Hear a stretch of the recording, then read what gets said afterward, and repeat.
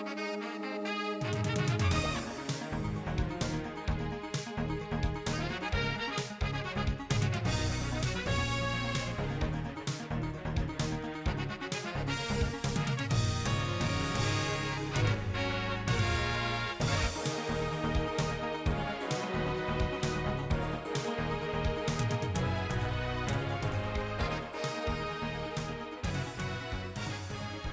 evening and welcome to Ashland Votes 2012. We have two debates this evening, and if you're watching on tape, we have the first debate, which is for the candidates running for the one-year selectman seat here in the town of Ashland. There are two candidates. We've got Bob Hebden and Paul Berthiaume, followed by a debate with 5 candidates running for 2 seats, the full selectman seats.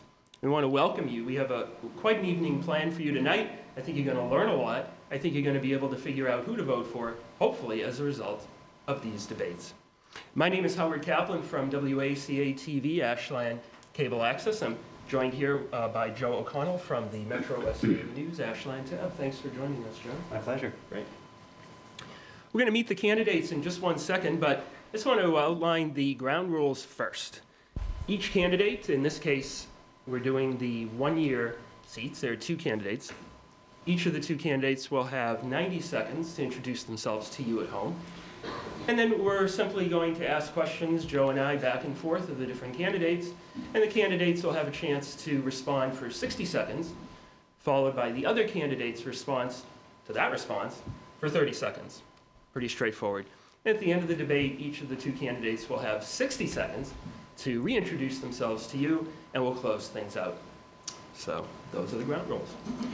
So without further ado, I want to introduce the candidates for the temporary or the one-year selectman's seat vacated by Arthur Shapiro when he recently resigned his seat. We have Paul Berthiaume. Welcome. Good evening. And Bob Hebden. Good evening. So we did the NFL-style coin toss in the back room before. No, we didn't. But, I didn't. So at random, let's start off with Paul for your 90-second intro to the audience. Wonderful. Thank you very much. Sure. My name is Paul Berthiaume. I am running for the one-year seat on the Board of Selectmen. And I got into this race for one simple reason, to bring a new voice and a fresh perspective to town government here in Ashland. And I want to lead Ashland forward in a positive direction. I bring to this race 2 decades of experience in the private sector. I serve as a corporate communications manager for a large firm. And every day in that role, I exhibit leadership. I display management skills. I display organizational skills. I make critical decisions. And I display communication skills. And I think that entire skill set translates very well to what this Board of Selectmen does. Personally, I've been married to my wonderful wife for 17 years. We've been here in town for 15 years.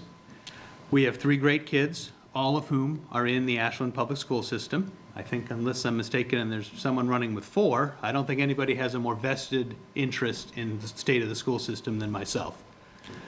And finally, I come to this race with no conflicts of interest. I don't have any ties to any unions, pensions, town departments, or anything like that. There are no matters from which I will have to recuse myself. I can be a fully functioning board member and assist the entire team in all business that comes before the board.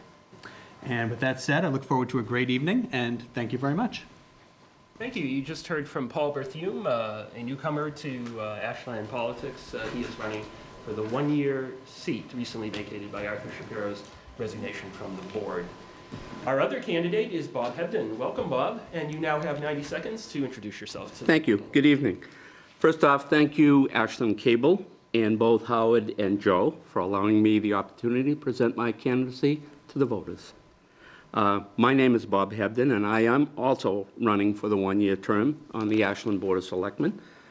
I hope to share my wide range of experience and expertise to serve our town and its citizenry in both a positive and moving way. In the past, I have been elected to the Keefe Tech School Committee, the Zoning Board of Appeals, and 3 years as chairman of the Board of Water Commissioners. I think it's given me great insight into see how municipal government operates. I look forward to becoming a productive, successful board member. As for my experience, I was clerk of the works for 7 major renovation and expansion projects at Ashland Public Schools. I'm proud to say that all 7 of them came in under budget and on time, which is a rarity.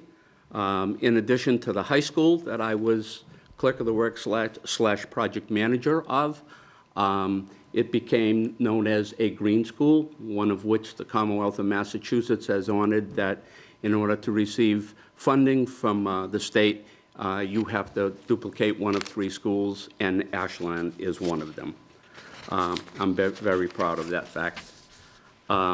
My 40 years of dedicated service to this town, 30 of which I was director of facilities for the school department, provided me with numerous opportunities to work with and become familiar with every town department in Ashland.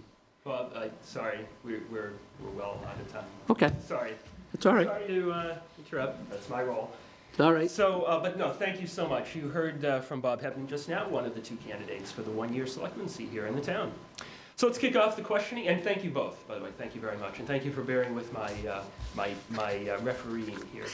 So let's kick off the questioning with Joe O'Connell from the Ashland Tab Metro West Daily News. Hey, Joe. How are you? Good evening, gentlemen. Thank you both for being here. Good evening. Thank you. First question is for both of you. Why the 1-year selectman seat? There are an option of running for the 1 year or the full term. Why did you both decide to run for the 1-year seat? Which one of us is answering first? It's Paul, since you're closer. Oh, sure, that's one way to settle it. I can answer that very easily if you want. My decision to run for 1 year is sitting in the yellow raincoat out there. Yeah, my decision is of a similar vein. It was a family decision for us. I've been interested in town government and politics. I'm currently the chairman of the Board of Registrars in town, so I've been involved in elections and overseeing elections since about 2004. And I knew I wanted to run for this board someday. But with 3 kids at home and a growing family, it was a negotiation with my wife and my kids. And the family decision that we emerged with at the end of the day was that at this time, the 1-year seat served our family the best. And it's a seat that has to be filled. It's just as important a seat as any other seat on the board. And the best decision for my family was to go and pursue this 1-year seat. Great. So my question is for Bob. You have had a very long history of service to the town of Ashland, somewhere in the odds of, I think, 40 years or so. You don't look it at all. Thanks.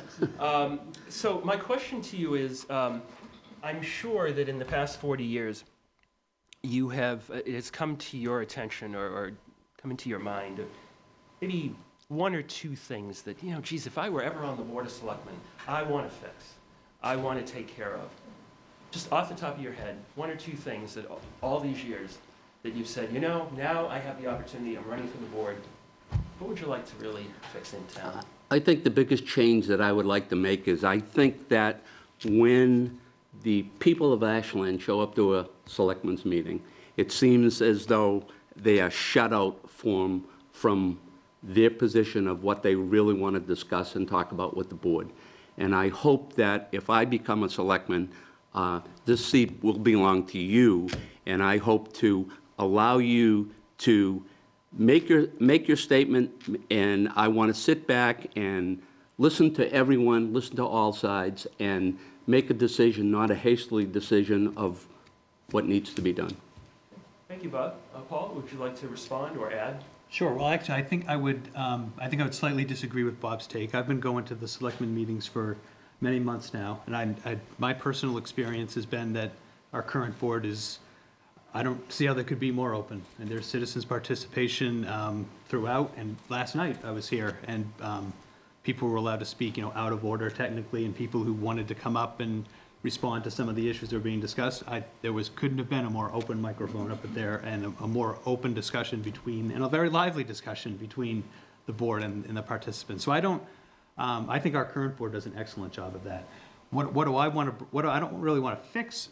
Am I allowed to keep going? I don't want to so much fix. Right out of time. I don't so much want to fix things as I want to bring a new voice and represent what I feel is an underrepresented voice in town that of working parents and people with kids in the school system. That's what I want to bring to the board. Thank you both, Paul and Bob. We go to Joe now from the Ashland Town. Paul, this question is for you, and then Bob, if you'd like to Sure. add to that. One of you will be part of a team that makes a very big decision in the next coming months, selecting Ashland's next town manager. What do you expect to look for in Ashland's next town manager, and how do you hope that they drive the town's overall goals? Well, a number of things. It's probably going to be the most critical thing we have to deal with. The first thing I want is someone with the financial acumen and the experience and the knowledge of budgets and some things that I think John did a very good job, a demonstrated good job with. I would like to see that level of competence and experience with the financial matters and the budget matters also be reflected in our new town manager.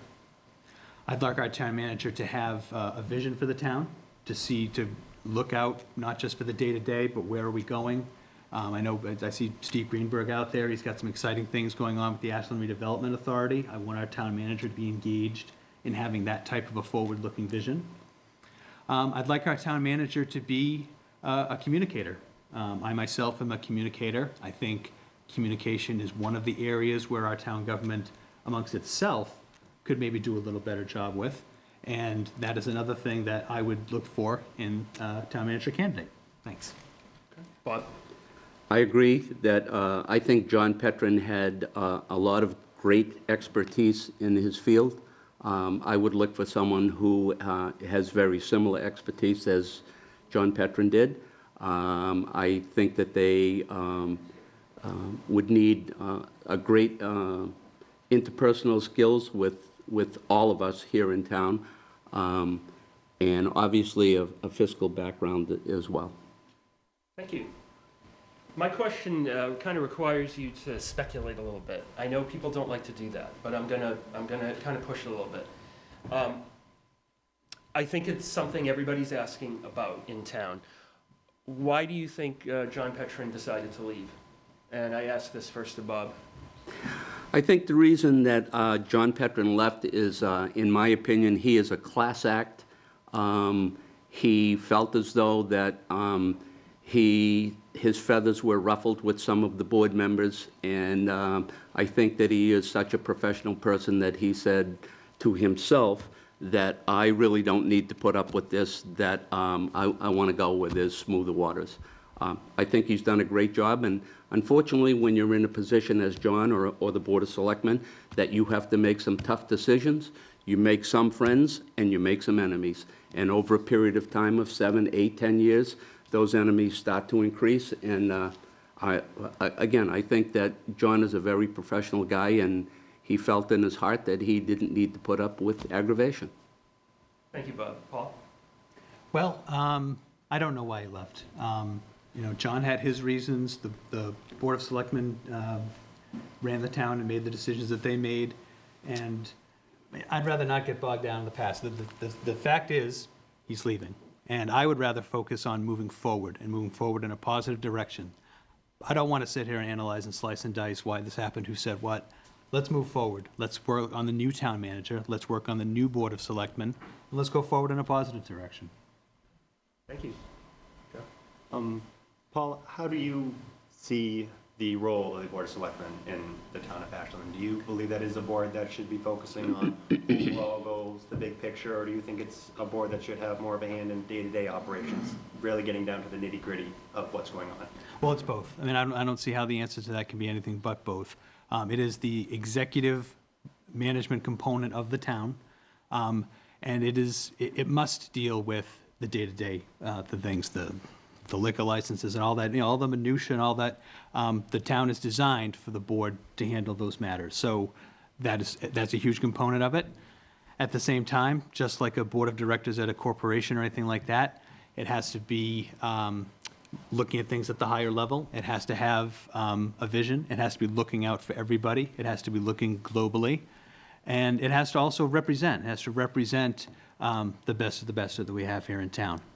So I think, I'm sorry if it's a non-answer, but I don't see how my answer can be anything but both, and probably equal parts both, if I had to say. I think that's why it will be so important for the next Board of Selectmen to choose the best possible candidate they can to be our town manager, because, as Paul said, we're here to set policy, and the town manager is here to run the town. And so that's, in my opinion, why it's so important to establish yourself as the board that's going to set policy, and the town manager runs the show. Thanks to both of you. You're watching a debate for the one-year selectman seat, the seat that was recently vacated by our friend Arthur Shapiro, who resigned from the board. This is a 1 year of 3 years, 1 year seat. Two folks are running, Paul Berthume and Bob Hebden, and we're about at the halfway point. My next question is for Paul. This is kind of like my annual question. I've been asking this since, I think, 1948. No, I've been asking it since I started doing this back in 1993. How can we broaden the tax base here in Ashland to bring in more revenue going forward? There's always lots of talk about developing more intensively our downtown, the 126 corridor, 135 corridor, any corridor at all that would bring that would bring in business. And there's been some real yeoman efforts on this. What would you say to bring in more taxes, more money, more business to the community? Well, I'm very much in favor of bringing more businesses into the community. And I think the first thing it starts with is the mindset. What is the mindset of the board? What is the mindset of the public? You have to be in the market for wanting new business. Anybody can sit here and say, I'd like new businesses. I'd like this $10 billion business coming in here. All right, but when push comes to shove, are you truly in the mindset of welcoming new businesses? Unless there's some miracle panacea out there, most businesses come with some increase in traffic, some increase in roads, a tree or two might have to get cut down, and you have to have at least some welcoming mindset and be in the business of wanting to encourage business. I also think it helps to have people on the Board of Selectmen with a business background, so that when I can speak for my business, which does look to build buildings in communities and talks to boards of selectmen and things like that, they want to see the business acumen and the business friendliness of the board that they're dealing with. Great. Thank you, Paul. Bob? I think the first thing is that we need a tremendous improvement in our infrastructure in order to have any business want to come to Ashland. Our accessibility to 495, major highway routes, whatever. The infrastructure is so important. Downtown, which has always been here, it's a lovely little downtown. I think one of the big things we need to find out is how can we increase the parking down there so that it would be viable for people to walk from store to store, building to building, business to business. So I think the main thing is infrastructure. Great. Thank you. Thanks. Can I add one last thing to that? Sure. I was going to tell a little story. I grew up in Newton, which is a fairly affluent town, and I grew up in the neighborhood that was built around the biggest park in Newton. And right across from that park was a paper company. Now, you wouldn't think of a town like Newton having a paper company right next to its biggest park, but we did. And the presence of that paper company, and yes, our road was a little busier than most roads that abut the town park, but my father thanked God every day for that paper company because it kept his taxes low and it paid for that park that was right next to it. So again, you have to have the mindset of wanting to compromise and accommodate some business things if you want to broaden the tax base. Do you have a story, Bob? Do you want to? Quick comment. The only thing Paul and I have in common is my wife grew up in Newton. Hey, all right. I have to say, full disclosure, I grew up in Newton. All right. So, sorry about that. I know, this is very... Is this Newton Cable Access? Joe, you're up. Well, this question's actually it's for both of you. You both expressed your investment in the school systems, whether it be building the buildings that the kids learn in or having kids in that system. What do you think could be done in our schools that could make them better? Because there's always room for improvement no matter what people say. What do you think could be done to make Ashland schools better? Who's going first with that? Bob. Do you want me to go first? I think for the people of Ashland to support education is one of the most important things that can happen. Money can't always buy success in schools, but I think you need a community that truly supports its teachers, its administrators, and make sure that they have the equipment that they need, the tools that they need, and the personnel that they need to present to our children the best education they can. I think, and, on a personal level, I think having someone on the Board of Selectmen who has children in the school system, first of all, I think that's a perspective that, correct me if I'm wrong, I don't believe that fits any of our current board members or anybody who's running. And I think one of the advantages that I feel in that, and from talking to people in town and parents, is I don't know if I can do anything concretely to make them better, but I can bring a direct invested understanding of things. So when people are talking about class sizes and STEM programs and special ed teachers for IEPs, I have a direct understanding of what those things mean. Thank you. Could I just rebut that for a minute? Absolutely, sure. I do have children in the school, they're grandchildren. I went to school, my children went to school, now my grandchildren are in school, and I'm happy to say in 3 years, my great-granddaughter will go to school here. Wow. So I do have a vested interest. Very, very cool. Very nice. Thanks, folks. Let's stay with that. A perennial issue, as I raised before, is how to bring more money from the State House into Ashland. We've got a state senator, we've got a state rep. They're working very hard on it. The selectmen tend to partner with those folks. How would you intensify those efforts? And why don't we start with Paul, why don't we start with Bob now? That's a good question. It's been an uphill fight all along. I wish I had the answer. I really don't know how that's going to work out. I know that Senator Spilka and our state rep has worked diligently to try and get more money into the town of Ashland, and they have been successful in many ways, but obviously the funding seems to be unequal with town to town to town, city and town. And so I wish I had the answer, but I don't have one. Fair enough. I'm not going to do much better than Bob there. I don't have the answer either. I agree with the frustration. I certainly am frustrated by it as a citizen and hopefully as a board member as well. Whatever there is that can be done should be done, and I hope to serve on the board and hopefully move that rock up the hill. But I don't have a magic answer, and it is certainly a source of frustration. Thanks. Okay. There are a number of seats on this year's election ballot that are contested. There are a few that are not. Do you believe that the town is invested in its local government? And if not, how do you make them get interested in local government? Paul, if you want to start. That's a tough one. Being on the board of registrars and talking with the town clerk, and we've been very concerned about the Board of Health is there's at least there's nobody on the ballot for the Board of Health. I mean, that's troubling. We've eventually got someone on there for the planning board at the last minute. We got 2 for the school committee right at the last minute. Even as sparse as the ballot is, a few days before papers were due, it was looking even more sparse than that. What do you do? Hopefully you create a tone and a leadership style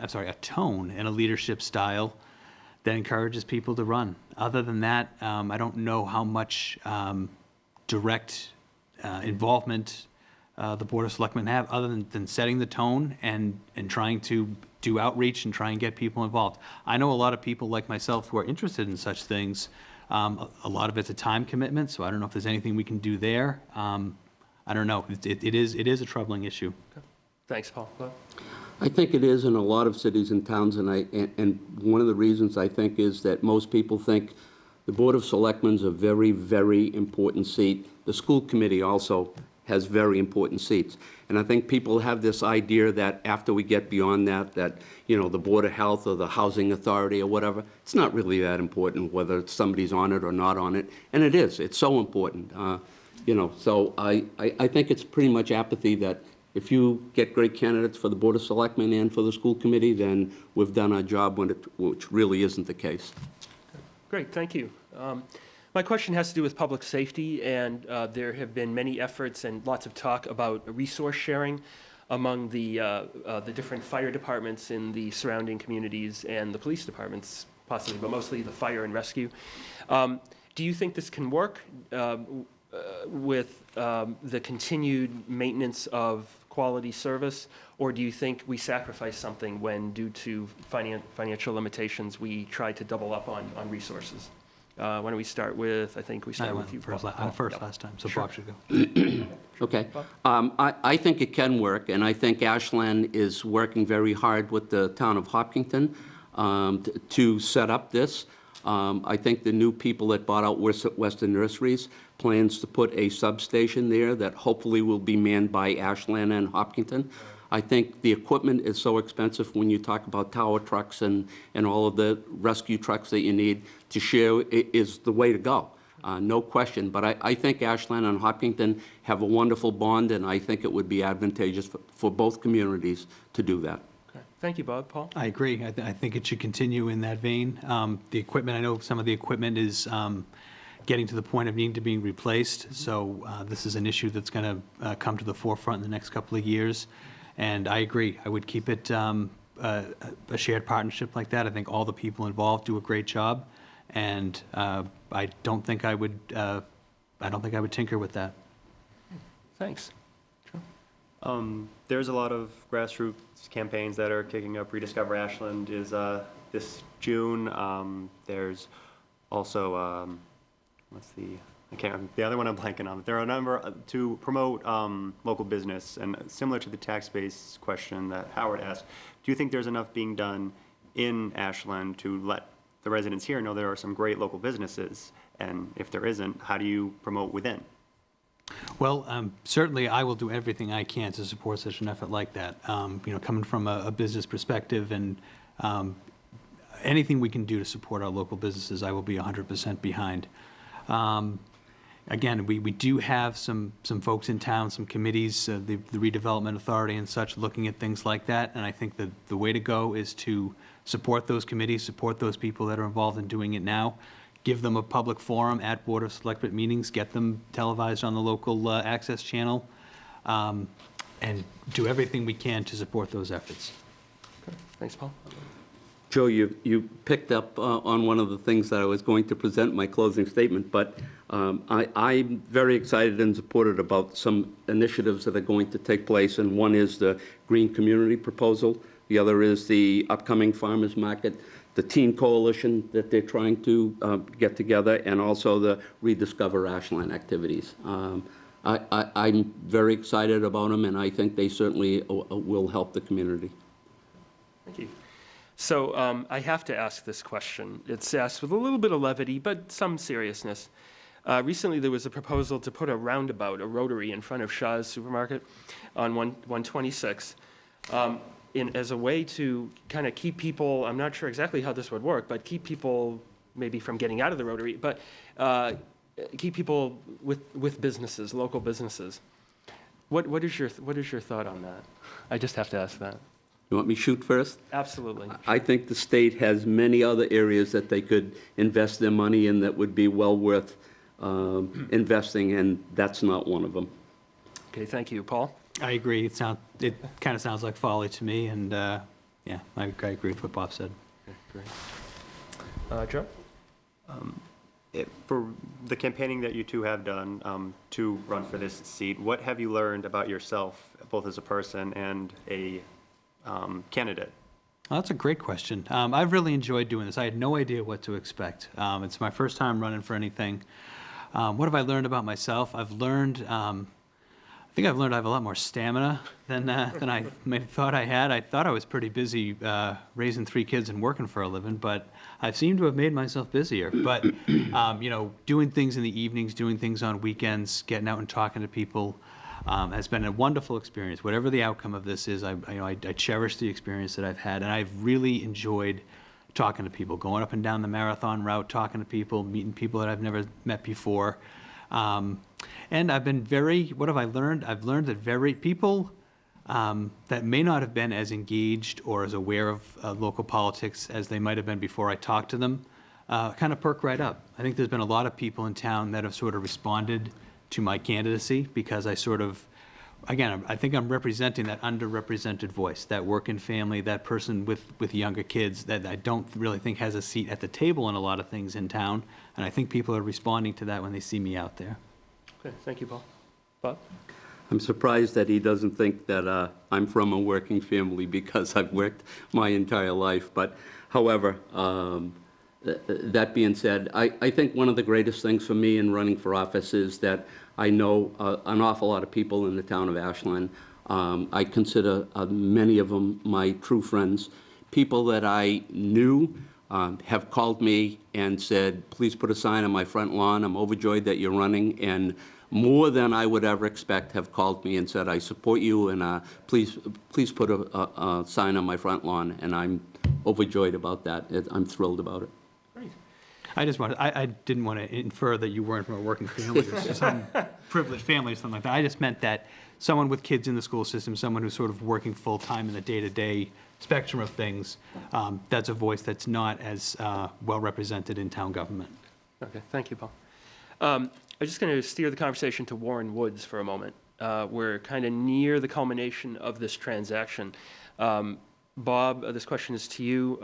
You've done a lot of work with facilities, with property. How do you think the board, town manager, town council, everybody, Northeastern, how do you feel that this has gone down? And if you feel there are any flaws in the process, what would you, and you still have a chance if you're elected to tweak it, what would you do differently? I think I go back to where I do not believe there were obviously open lines of communication from this board to the citizenry of Ashland when it came to Warren Woods. I think they were kept in the dark. We were kept in the dark. I think it was, if I was sitting here, I would purchase Warren Woods. I think it's one of the smartest things the town could do. We own the land. There's not going to be developments going on there that we would have to build additional schools, although probably would have given me another job. But no, I support the board 100% in their endeavors to purchase Warren Just a Woods. follow-up question, and then we'll get to Paul's response. Any problems with the pesticides that have been found on the site? It's something that obviously the town's going to have to deal with, but I don't see it as a major stumbling block. Okay. Thanks, Bob. Paul?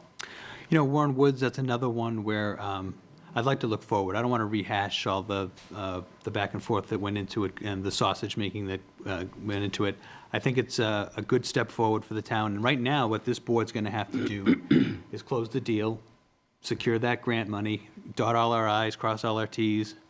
I got that right. And make sure that this sale goes off without a hitch and is done well. So I bet when people ask me about Warren Woods, I want to focus on closing it out and doing it well at the end. Let's not rehash the sausage making and how we got there. Okay. We have time now for one more question, then you'll have an opportunity to reintroduce yourselves to the folks here and at home. So we're just about at the halfway point of the debate. So we go to the last question with Joe from the Ashland tab.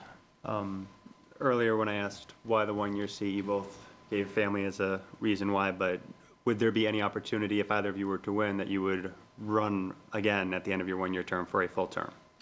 I'm not going to make that commitment right now. I certainly would say the door is open. It'll be another family decision. It'll be something that I consult with my wife and my kids. And let's see how this year goes. You know, I really am focused on filling this seat and doing the best I can for a year and hopefully serving the town in a productive capacity. I leave the door open to it, but I won't be making any commitment towards that probably not until February of next year. Thank you, Paul. Bob? I agree. I want to hopefully sit on this board. I would leave the door open, but at this point, I could not make a commitment. Okay. Thank you. So we have now ended our question and answer period for this debate. We want to thank you for sitting in the hot seat, taking our questions. Wasn't that hot? I am going to do something a little risky. I'm going to open it up just for a couple of minutes to see if anybody here has a question. Terrific. Does anybody have a question? By the way, for those of you who are watching at home, we're at Town Hall. There are people on the other side of the camera. I'm not just talking to myself, which sometimes I do. Sure, please. If you could just identify yourself, sir, and we'd be happy to take your question. Leg fell asleep. Oh. Hi, Joel R. Beitman, Woodridge Lane in Ashland.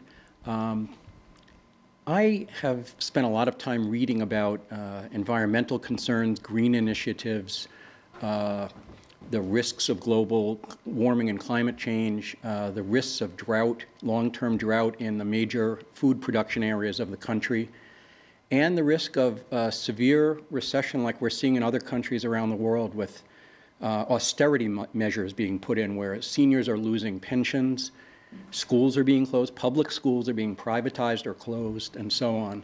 And I guess my question is, with regard, and I had a conversation today with the town planner, David Manoogian, about this, and he's envisioning reinitiating a master planning process probably sometime next year. So my question is, what is your view about some of the issues I've raised vis-a-vis local government and the things that we could do right here in Ashland to make our town as resilient as possible and to create as much self-sufficiency, not that we'll ever fully achieve that, as possible? Great question. Thank you. Why don't we start, Bob? Do you want to take that? I wish I had the answers to that, and if I did and I was an expert at it, I probably would not be sitting here running for the Board of Selectmen. But you bring up some great concerns. I don't think there's any easy answer, and I certainly wouldn't sit here and profess to have them. I would listen to folks like you and listen to our planning board and listen to the folks who are involved in these things. I also don't have a background in many of those issues that you just talked about, but I do have a background in listening to people and making wise choices, and that's what I would do.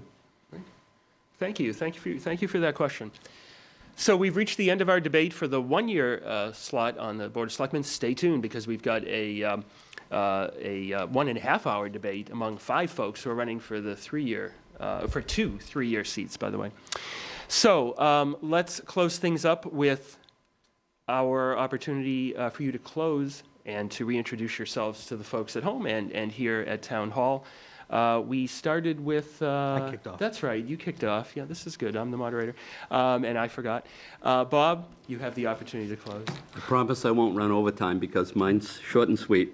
If elected, I know that this position belongs to you, the people, and my goal is to use my time and energy to represent you in the best of my ability. I'd say, let's move forward, make our town one that looks good, feels good, and we read in the paper on a regular basis positive things instead of negative, and that's my goal. Thank you. That was Bob Hebden, who is running for Selectman. Paul Berthume is up next. Paul. Hi. Again, Paul Berthume, running for the one-year seat from the Board of Selectmen. If you're looking for a candidate to bring a new voice, to bring a fresh perspective to things, to bring some private sector experience, to have an emphasis on communication and bringing people together, bringing people to move forward in a positive direction. If you're interested in fiscal responsibility, if you're interested in having someone with a vested interest in the quality of our school system, someone with 3 kids in the school system, if you're interested in someone with management experience and leadership experience, if you're interested in someone who doesn't have any conflicts of interest and won't have to recuse himself from any matters that come before the board, can be a fully functioning member of the team, I think I'm your candidate, and I very much appreciate your vote on May 15th. And I encourage everyone in town to come out and vote on May 15th. It's very important. I appreciate everybody that has supported me to this point, and I appreciate everybody that comes out and votes on the 15th. Thank you very much. Thank you guys very much. Thank you. Thank you. And thanks to our candidates, again, Paul Berthume and Bob Hebden. And thank you, Joe O'Connell. My pleasure. Ashland Tab Editor and Metro West News reporter. I'm Howard Kaplan from WACA-TV in Ashland. Thank you for watching. Take care. Bye-bye.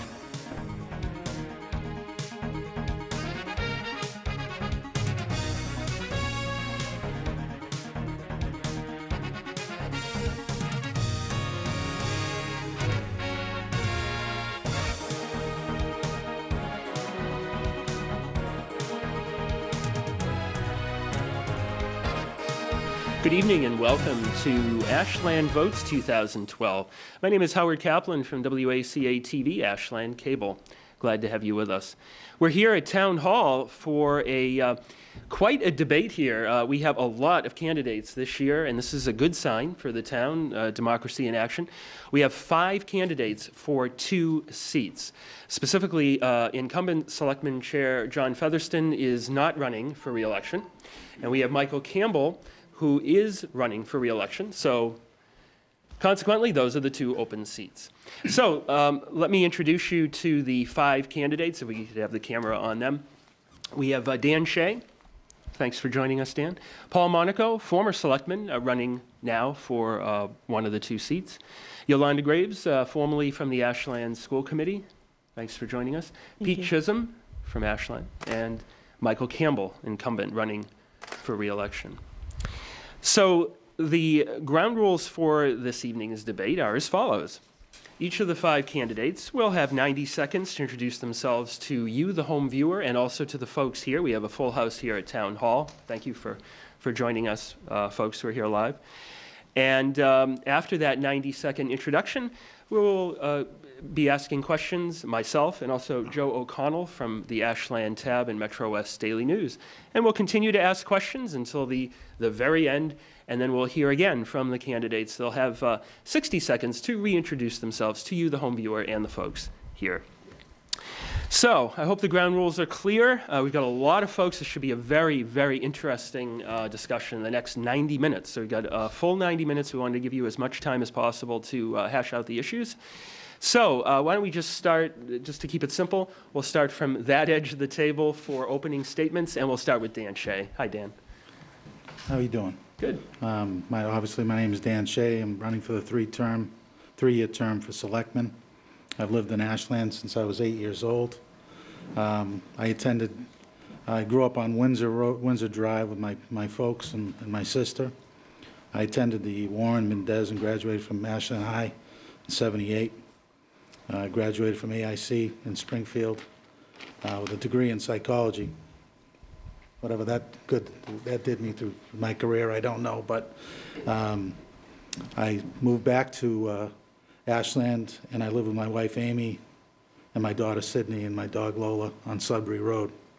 I've worked for the past 25 years for the State Auditor's Office, and I'm currently part of the Medicaid fraud unit. I've also worked for the subdivision of the Auditor's Office, the Division of Local Mandates. I'm running for the 3-year term because I didn't want to run against Bob Hebden. He's one of my best friend's fathers, and I wish him good luck as I do the other candidate. Is that 90 seconds? Close enough. Okay. Do be the judge. Thank you, Dan. Thank you very much. That's Dan Shea, running for selectman. We turn now to Paul Monaco. Welcome. Thank you, Howard. Paul Monaco, resident of Ashland for 29-plus years. I live here with my wife, Joan, who's been a member of the Council of Aging for 9 years. She's currently the chair. We have 3 children. My stepson, Ken Arpino, has graduated, gone through the school system, graduated, gone on to Emerson, graduated as a musical theater major, and now living down in New York. My daughter, Julie, once again graduated, went through the whole system, graduated from the University of Hartford with a teaching degree. She's now working in the Holliston school system, and I have a son, Cole, who's a freshman at the Ashland High School. I have owned my own construction company for 31-plus years. I basically do residential remodeling, light commercial, responsible for large-scale construction projects. I've been a member of the Board of Assessors here in Ashland for 8 years now. I was a member of the Board of Selectmen for 6 years, 3 years as chair. I've sat on multiple committees and other different organizations. When my children were younger, I coached T-ball, I coached bee farm, I was the den leader in the Cub Scouts. As a selectman, I brought forward in my first term the CPA low to moderate income exemption, which gave a lot of some tax benefits to the seniors in the community, which hadn't been adopted originally. I also fought hard to bring the 41C.5 property tax exemption forward for the community, which originally there was only 28 residents who qualified for that. We now have some 200 people that qualify. Work to reduce, collect some of those uncollected property taxes in the beginning. Thank you. Sorry, Howard. Thanks. No problem. Okay. Thank you, Paul. One of the unpleasant aspects of That's my okay, I job. understand. Yeah, have to cut people off. So we turn now to Yolanda Graves. Thank you for being here. And thank you for having us, Howard. Sure. I have been a resident of Ashland for over 20 years. My husband and our 2 daughters have made Ashland our home.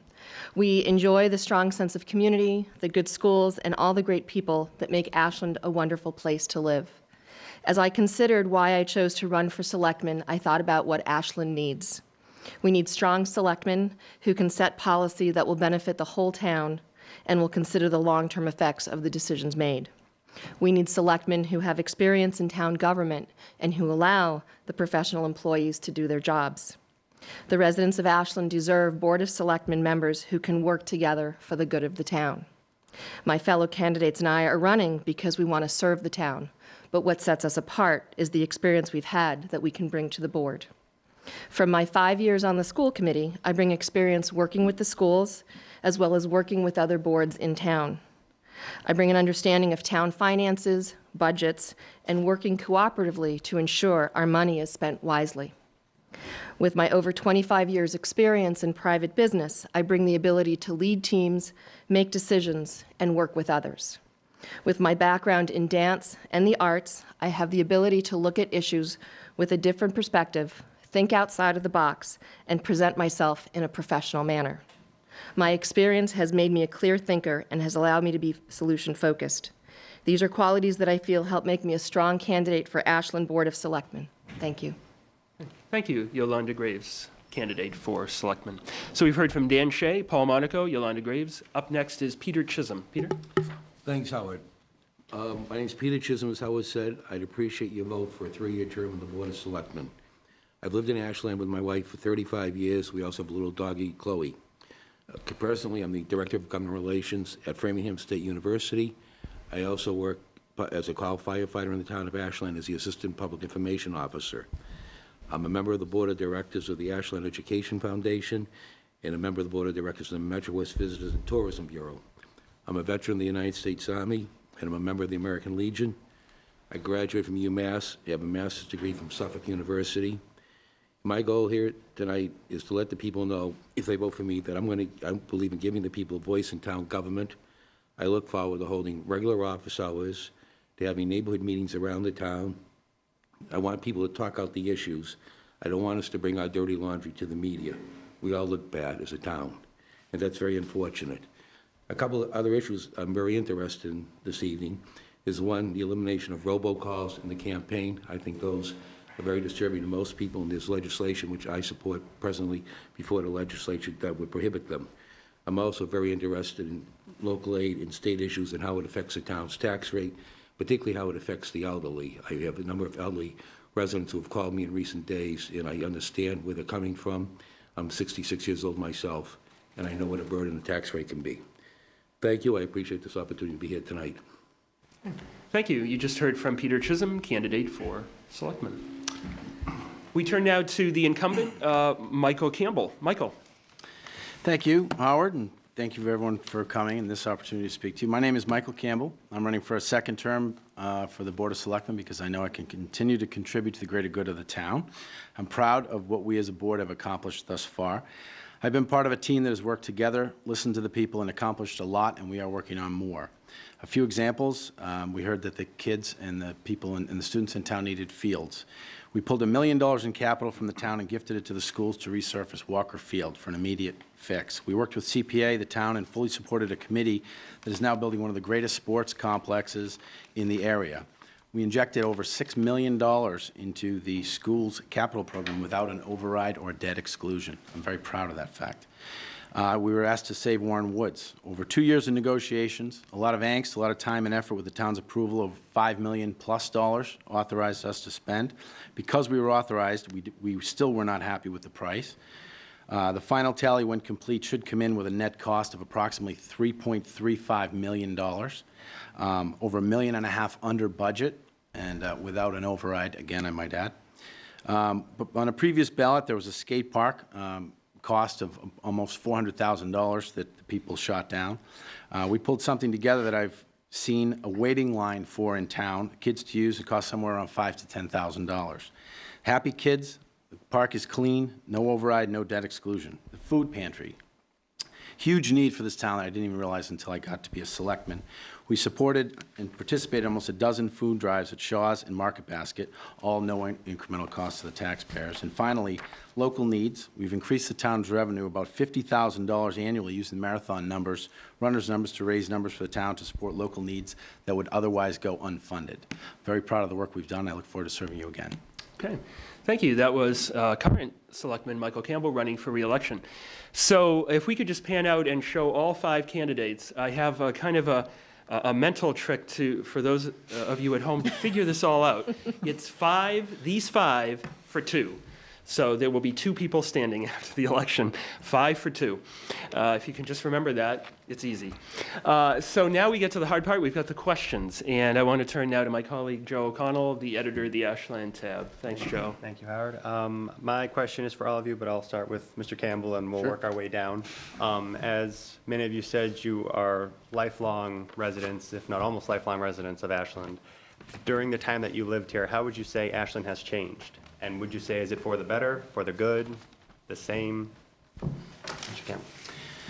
I moved here when I was 9 years old, attended the 3rd grade at Warren School, went up through the Mendez School, graduated from Ashland High School, participated in several sports, and went on to UMass, got a degree in economics. I've seen this town grow from under 6,000 people to we had about 18,000, a little under 18,000 today.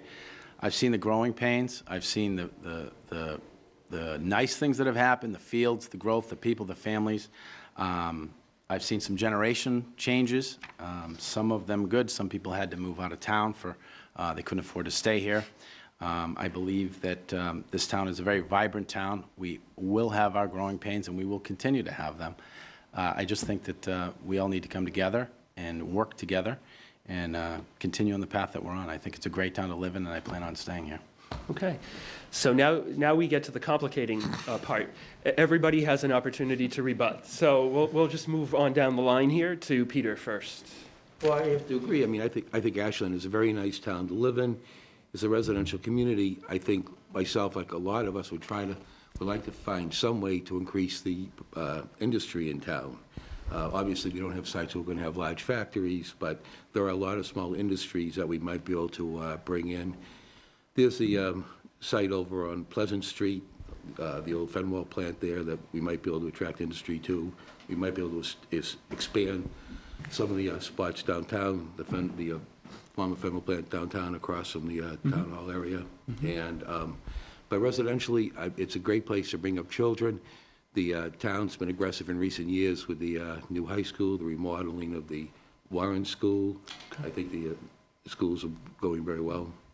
My time up? Yeah. Thanks, Peter. Yolanda. Well, the question was, how has Ashland changed? In the over 22 years that I've been here, the biggest change that I've seen is growth in regards to the number of people that have moved into this town because the new homes being built. What hasn't changed is the character of Ashland. It's a great town to live, as the other gentlemen have already said, and the people here really care about Ashland. So even though we've grown as a town, and that's been the biggest change, the character has remained. We have some great things here in Ashland that I think we need to continue letting them go on. The summer concerts, all the things that we support, and just as we grow, because we will continue to grow, make sure that we maintain that character. Okay, thank you, Yolanda Graves. As Yolanda said, growth is the biggest issue in Ashland. It's a positive and a negative. The positive is we bring some great people into this community, bring new energy into the community. I remember with my kids when they were small being on the soccer field, and there was very little participation. Today, it's just amazing, the sports programs in the community, hence the need to build these new fields. Those, to me, are huge positives. Infrastructure, cost of living. Ashland is a very, very expensive place to live now. We've had to add water treatment plants. We had a very challenging court case where we lost on the sewer rates. So the growth is a little bit of a negative for us too, because we are having a hard time keeping some of the people on the fixed incomes here in the community. We need to continue to try to focus on that, be very aware of that, and do everything we can to try and subsidize those people to the best of our ability to help them stay here in Ashland. I think that's the most important. Thanks, Paul. Dan? Well, I remember growing up, and there was a certain bunch of folks that took care of us when we were kids. We're all reasonably the same age. Pete might have a year or two on us, but that's okay. But now it's time for us to not only take care of them, but to take care of the kids coming through. There's a lot more kids than when I grew up, obviously, but there's still those elderly folks that took care of me. It's time for us to take care of them. I think we've been doing a heck of a job, to tell you the truth. There's not too many I haven't heard too many grumblings from the older folks. Of course, they wouldn't come forward anyway, but it's a great town. I hope to be a selectman. Thank you. Thanks very much, all of you, for answering that question. So we're going to move down the line now. So my question is for Peter. In Town Manager John Petron's performance review, if I'm getting this right, from a year and a half ago, the current board criticized his communication, skills, practices, what have you, but communication. First of all, what do you think they meant by that? I want to ask you this as opposed to Selectman Campbell. What do you think they meant by that? And do you think that that was accurate? And so this is a three-part question. What do you think they meant by that? Do you think it was accurate? And do you think that is one of the reasons why Town Manager John Petron decided to leave? Well, let me start. Could you just repeat the first part? Sure. Was it accurate, the part before that? Sure. So what do you think the board meant by, just as an observer, a non-select person, what do you think the board meant by that, just from observing Petron and the board? So do you think it was, so what do you think they meant by that? Do you think it was accurate? And do you think that that was one of the reasons why he decided to leave, the criticism? Well, John, I think, to a certain degree, was a private person. He liked to accomplish things quietly. He wasn't one that ran for the headlines. And I can understand sometimes how a board, who's technically a supervisor, who is the supervisor, would feel that they might have been left out of the process. And, was that accurate? I think, they have the right to be critical. But at the same time, and I think it probably did prove to be one of the reasons to leave. But there were other reasons. He had been here several years. He'd done an exemplary job. But as I told him in a conversation about 3 or 4 months ago, that once, I said, John, you make a decision, and every time you make a decision, someone's going to disagree. When he hits 51%, you leave. And that's what he did, and he, wound up getting a very nice job up there in Burlington, I believe it was Woburn. But it's difficult to please all the people all the time, particularly with a board where you have, 5 separate different personalities that change regularly. And, I think that, everyone has their own interests. A member runs for the board. A person might be interested in schools, or interested in road construction. Sure. And if the town manager's pleased them that much. Okay, great. So you all have an opportunity to rebut. Who wants to go first? I'll start. Yolanda? Sure. So in regards to whether it was accurate on the evaluation, I was not sitting in their chair. I don't know how he communicated directly with them. I know from my experience when I was on the school committee working with John, the interactions that we did have, I felt were very clear, and he kept us up to date. And when I worked with him on liaison committee and when we were talking about budgets in the year that I was chair, I think he certainly communicated well and let us know. Is it why he left? Sometimes the fit isn't right between a board and a manager, and that could be why he left, because the fit wasn't right. Thank you. Anybody else? Paul? As the longest sitting selectman that served with John, I was with John for 6 years, longer than any other selectman in the community. I can say before 2 years ago, these issues didn't exist. It was never part of a performance review, lack of communication. I think it stems from a philosophical difference between the current Board of Selectmen and previous Board of Selectmen. The charter is very clear in the role that selectmen have and the town manager has. He runs the day-to-day operations of this community. He's responsible for any and all staff. The current board, in my opinion, feels that they have a say in that. And I think that's where their frustration came from, that they wanted to know every day what was going on. Right. It's not defined that way in the charter. And I think that's where the kind of attack started with John, to the point where John had made a decision that he had done his job to the best of his ability. And he always said, if selectmen don't want him here, then it's time for him to move on. And I believe that's why he made his decision. And it's a tremendous loss for this community. Thank you. Thank you, folks. We're down now to Dan and to Michael, whoever wants to go. I never got the opportunity to meet Mr. Petron. I have gone to thousands of small town meetings in my career. And sometimes people just need a change. I went to the MMA website today, just for the heck of it. There's 4 openings for town manager positions. People get on people's nerves. I don't blame the way this particular board handled things. I think it was just time. He said, let's put my saddle on the horse and get out of town. We're going to miss him, I think. But it's also an opportunity for somebody new to come in and get the crap kicked out of them like he did. Thank you, Dan. Michael? Well, I've heard Mr. Monaco say many times that the board only act is to make policies, and I'm going to read this from the charter, and Peter can look over my shoulder and make sure I'm reading it correctly. The Board of Selectmen may investigate or may authorize the town manager to investigate the affairs of the town and conduct of any town agency. The Board of Selectmen shall cause the laws and orders for the government of the town to be enforced and shall cause a record of its officials' acts to be kept. To administer its policies and aid the board in its official duties, the Board of Selectmen shall appoint a town manager as provided in Part 4. That, to me, says the Board of Selectmen is in charge, and the town manager appointed by the Board of Selectmen is there to assist them. As far as the question on whether it was accurate, I think it's an unfair question for everyone here, because I'm not here to make headlines for anybody. I was the only person on that board, and so the question should have been directed at me, only me, because I'm the only one that can give a fair assessment of that. And yes, it was accurate, in my opinion, and I stand by that. We talked to John. We had many conversations with him, and we expected more than previous boards did. Some previous boards had different communication policies. We had ours. We set them. We made them clear.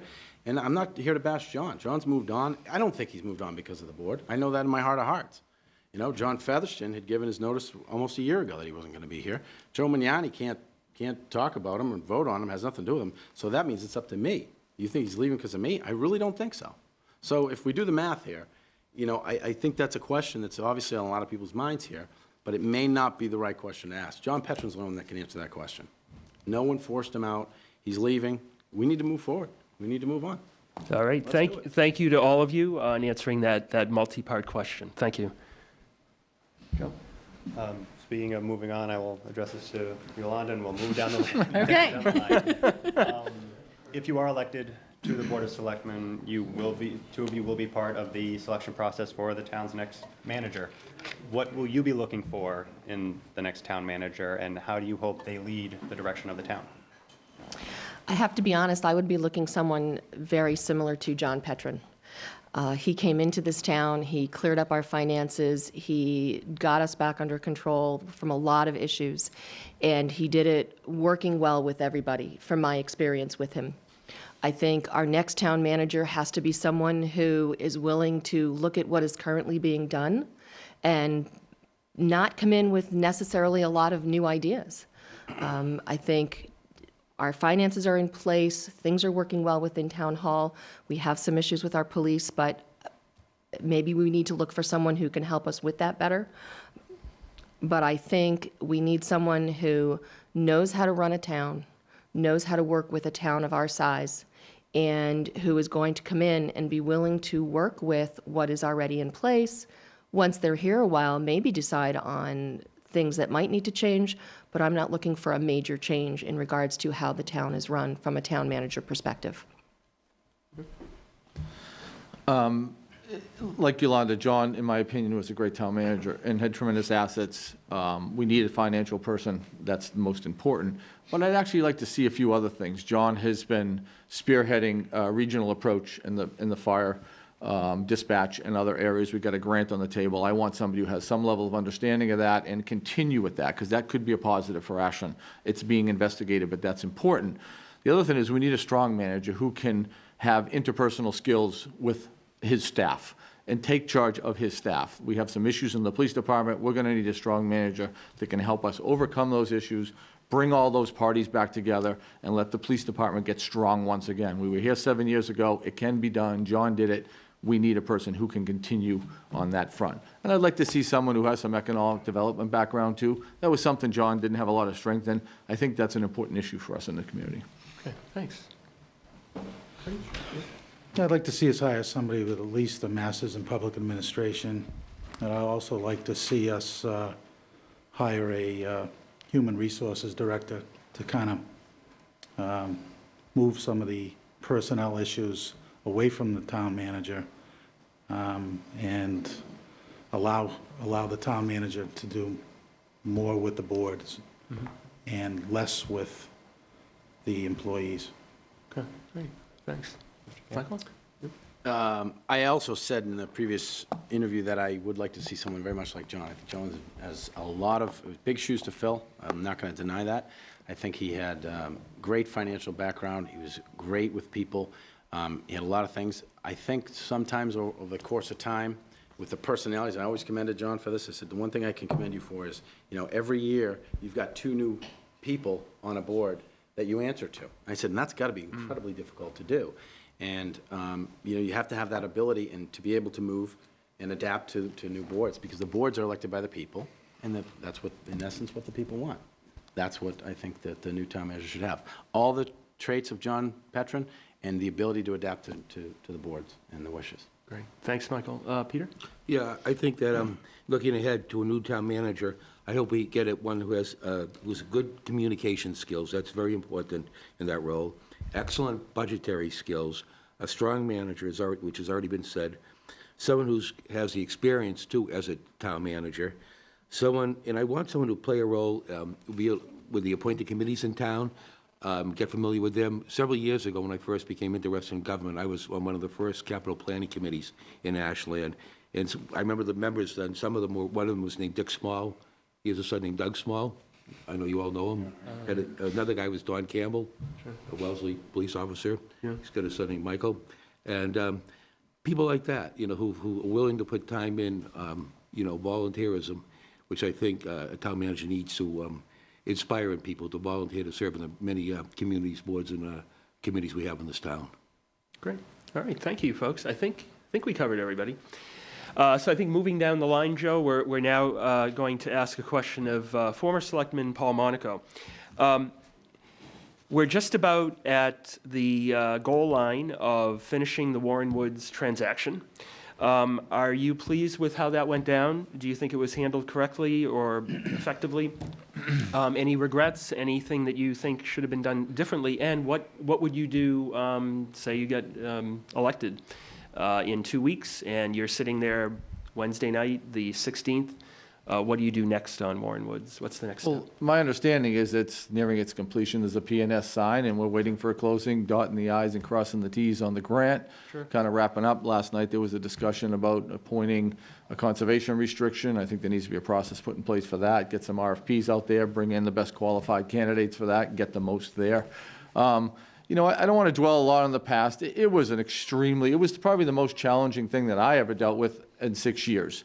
I will add that there was a tremendous amount of outside interference that the town had to deal with. There were individuals who were going directly to Northeastern, representing themselves as if they had the authority to, and making offers to Northeastern. It made it a very difficult process for the Board of Selectmen. We were constantly getting misinformation. The nice part is we had a meeting here when we made our final offer, and one of the selectmen, Joe Mignani, directly asked Vin Lambo, the chief counsel of Northeastern, was the interference from so-and-so people in the $6 million offer, the $1 million offer they made to you, the reason we're sitting on this number? And they said, absolutely. And that's a shame, because in my opinion, the property wasn't worth $3 and we shouldn't have paid more than $3. But that outside interference made the process extremely difficult. The Board of Selectmen listened to the people. We'd let them know that we were in a negotiation. The challenge with government is everybody wants to understand it all. You can't have an effective negotiation if all your cards are in the public. You have to have a private negotiation and bring that information forward. Thank you, Paul. Response? Anybody? Well, I was involved in that negotiation. I don't remember it exactly that way, but I do agree with Paul that it was very difficult, and especially in the beginning, getting with Northeastern and making sure. And I do agree that, prior to my being on the board, I used to hear that negotiations don't happen in public, and I kind of looked at that like maybe it was something people were trying to hide. And I agree completely now that it's not. You have to negotiate in private. And it was difficult, but you know what? We got through it. We finally settled in. I think we're in a good place now, and like someone said, let's just move forward with it. Great. Sure. I just want to say that you're asking, what are the next things with Warren Woods, and we certainly don't need to keep looking back. We have Warren Woods. I think that's a positive thing for the town. Now, I think if I'm elected and we are moving forward, we need to look at how the $1 million gets used that Northeastern has given back to us, how that $500,000 grant is going to be used either to help clear up the property so that certain things can get done on it that was talked about, whether that's fields or trails or whatever that is. And there's some possibly other money that might come in from the conservation restrictions and whoever's going to control those for us. So I think moving forward, we need to make sure that the property gets used and doesn't just sit there, and we make the right decisions moving forward to make it accessible to the town, which is what we want it for. Okay, great. Thank you, Yolanda. Peter, Dan? Yeah, I was just going to say, I agree there kind of with Yolanda. You have to maintain it. If you've spent a lot of money for it, you just can't let it fall into disrepair. And it's going to require, work, and it's going to require, someone keeping an eye on it over the years. And I think that, the town was prepared to do that. And I think it's a great acquisition for the town. Great. Great, Dan? Well, I think it's a pot of gold. I think whoever negotiated that price did a great job. I didn't have anything to do with it, but I'll be up there quite a bit with the family and dogs, and is it going to open space? Is it open space going to be in charge of it? There will be a conservation. Conservation should buy somebody. Well, Yeah. they keep everything they put their hands on in tip-top condition. I'm sure they'll do the same with this. Great. And thank all five Can I of add you. one more piece, Howard? if you Oh, don't mind? absolutely, Paul. Sure. Piggybacking on Peter's comment, there's a lot of passion around this, and I'm confident that the people who really spearheaded this will keep it moving forward, and we need to thank them. Those people put a lot of effort in, and that's why we're here, and that's why we own that property. So yeah, I really believe that will, in fact, happen, just with the passion of the individuals involved. So I think that's a good thing. Anybody want to rebut Paul's rebuttal/addition? Okay. This is getting complicated. All right, we move now to Joe O'Connell from the Metro West Daily News. Joe? I'm going to address my question, Mr. Shea, and open it up to rebuttals. A couple of the other candidates at the table brought up the issues over with the police department. It's no secret there are issues there. If you are elected, all of you, to the board, is that something that you will take up and try to address it? If so, how? Well, like I mentioned before, I truly believe we need an HR person in town to handle some of these issues. I don't know what is going on over there. I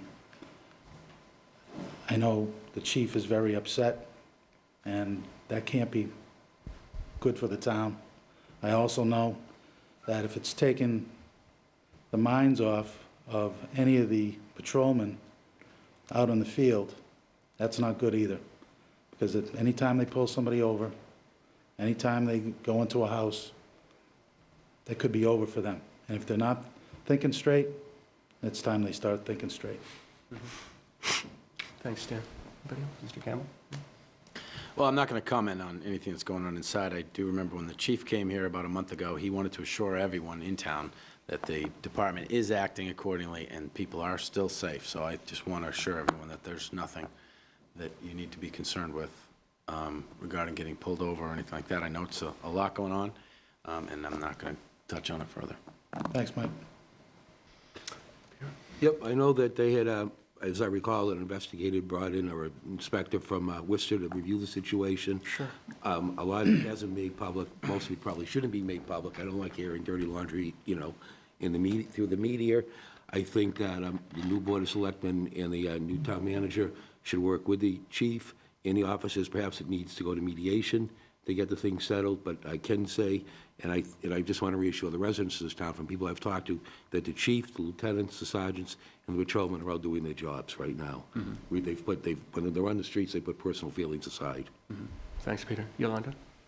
Well, the question was, will we take up the police department issues? I think as a Board of Selectmen, we have to. We have to work with the town manager. We have to have an understanding of what is going on. Certainly, those of us who are not currently on the board don't have all the details because it's not public and it shouldn't be.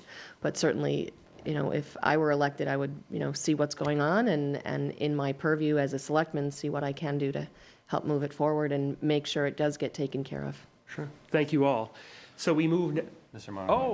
oh my goodness, I'm so sorry. Should we hold up flags? Yeah. Oh, yeah. We're done. Sorry. You know, this is, in my opinion, clearly a management issue. The Board of Selectmen should support management, but they need to stay out of it. They need to stay neutral. That's critical because the board represents everyone in the community. And if they start picking sides, I think it creates a much bigger problem in there. As Peter stated, there's been some investigations, there'll be some reports coming down. The town manager is in charge of the chief and his subordinates. Let the town manager come to the board with his recommendation. The board should support it, but they need to keep their fingers out of it. That's critical in my opinion. Sure. Thank you all. Go ahead. Just a real quick rebuttal to that, only because I agree with Paul that it needs to be the town manager. In my opinion, what I was just saying is that as a Board of Selectmen member, we need to be aware, not necessarily be the ones fixing it, but certainly aware of what's going on. All right, thanks. I just want to remind folks at home that you are watching a debate for 2 open seats on the Board of Selectmen in the town of Ashland. As I've said before, there are 5 folks running for 2 open seats. Think of it as 5 for 2. And those 2 openings were created when current Selectman Chair John Featherston decided not to seek re-election, and current Selectman Michael Campbell is running for re-election. So we've got 2 open seats. So having a very spirited discussion here. We want to continue that discussion with current Selectman Michael Campbell. My question for you, Michael, is, and I ask this every year. It's a perennial question, an annual one. I put it in my calendar. I know. No, that's all right. Every year I ask this. How can we broaden the tax base in Ashland, bring in more money, and also keep the harmony between residential and commercial? I know this. I'm sure this is something that you've spent a lot of time thinking about. Well, it is. And it's, I don't think there's an easy answer. We've got a lot of people, a lot of organizations in town, a lot of businesses in town, and I think everybody wants more business. We need to expand that. We've got we need more commercial business in town. The question is, how do you get it? We've got the ARA working on it and others. Redevelop Ashland. 126 is a huge opportunity, but there's a lot of questions around that. And the thing I think is the biggest issue there is how do you get to it? How do you get to it and from it? There's no major roads to get there, so you're not going to see a lot of, I mean, UPS does fine there, I guess, but you need that. Downtown Ashland, I love the passion that's going on right now with revitalizing downtown Ashland and things like that. But you've got to be careful. You're stepping on someone's business and telling them how to run it and how to decorate it and how they have to look. You got to be real careful. That's a double-edged sword there.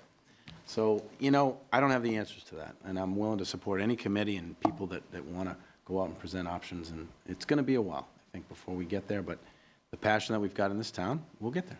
Okay, great. Rebuttal, additions, any comments? Peter? Yeah, well, I was just going to say, we have some areas in town, the old plant there on Pleasant Street that could be used, some sites on Main Street. There is some potential along 126. The town is difficult to get to. It's basically a bedroom community. But there are some spots where some small businesses could develop, and, they would add to the tax rolls. They're not going to be a large company. You're not going to get a General Motors moving in here. But if you get enough smaller businesses, the money does add up. Mm-hmm. And with proper support from the community and helping them get find locations within, our Industrial Development Commission, et cetera, and the board, et cetera, and the planners, mm-hmm. They can get something done. But it's just a matter of trying to attract them, and hopefully the redevelopment, group will be able to do that. Great, thank you, Peter. Yolanda? I would just sort of echo some of what Michael and Peter has says, is that, we do have some areas available for growth. There is some space on 126. There's other areas. It's just a matter of how we can encourage businesses to come. And I think it's not the big businesses, it's smaller businesses. It's service industries who can work out of smaller spaces and who can reach out not only to the Ashland community, but to the communities around us. So there's no easy answer for that one, but we can certainly try and work with the organizations that are already doing things. Sure. Thank you. Paul? I think, in 8 years now, this is always talked about, as you said. I think Ashland's realizing what it is. It's not the mecca of commercial. Right. But it doesn't mean there isn't any commercial. And we might not go from 6 or 7 to 20, But, we can increase it, and any increase is a positive, in my opinion. We need to support any and all options and ideas. And a lot of that's being worked on now. You have people working on rezoning that's going to hopefully make it easier for a business to come in. We're working on expedited permitting processes where we got some grants for that. Selby worked on that a few years ago, where you make it, when somebody does come here and has an interest in Ashland, you make it easier for them to do it so that Ashland is a more interesting place to work that than in other communities. Sure. Sorry. That's okay. Thank you, Paul. Dan? Well, I think we beat each other up pretty well on this subject. I think we do okay on 126. Market Basket's going to expand. Shaw's is hanging in there. There's some small type businesses that kind of popped up, not like when GM was around, but they kind of popped up. Downtown is looking better than it's ever has. I don't know. We're not doing that bad. Thank you. Thanks, folks. Joe? This question is for all of you, but we're starting with Mr. Chisholm and work our way down. Joe, you're organized. You are. Yeah. There are 5 of you at this table. Do you find it hard to differentiate yourself from the other candidates? And in your time campaigning for your seat, how have you differentiated yourself so people, when they go to the ballot box, they know that name and the face to go with it? Great question. Well, I think that one of the things I've told people is, I haven't held an office in town before, an elected office. In recent years, I should say. I was on the Housing Authority years ago. But I think that's one thing. I think I'm bringing some fresh ideas to the board. I have a strong background in public administration and government, and I explain that to people, and they seem very receptive for it. I mean, I know each of the other candidates has their strong points, but I think that not having been a selectman or on, school committee or, whatever, I just think that myself, I'm a bit different. I've worked in government for nearly 40 years now, and and I've worked in government relations, which has given me the opportunity to work with legislators, to work with state agencies, federal agencies, which has helped me to learn about government and how it operates in municipal governments. I've done a lot of things for residents and government agencies in Ashland myself over the years. Thanks. Well, there's one obvious difference, which I was told you don't really need to bring that one up because everyone's pretty much aware of it.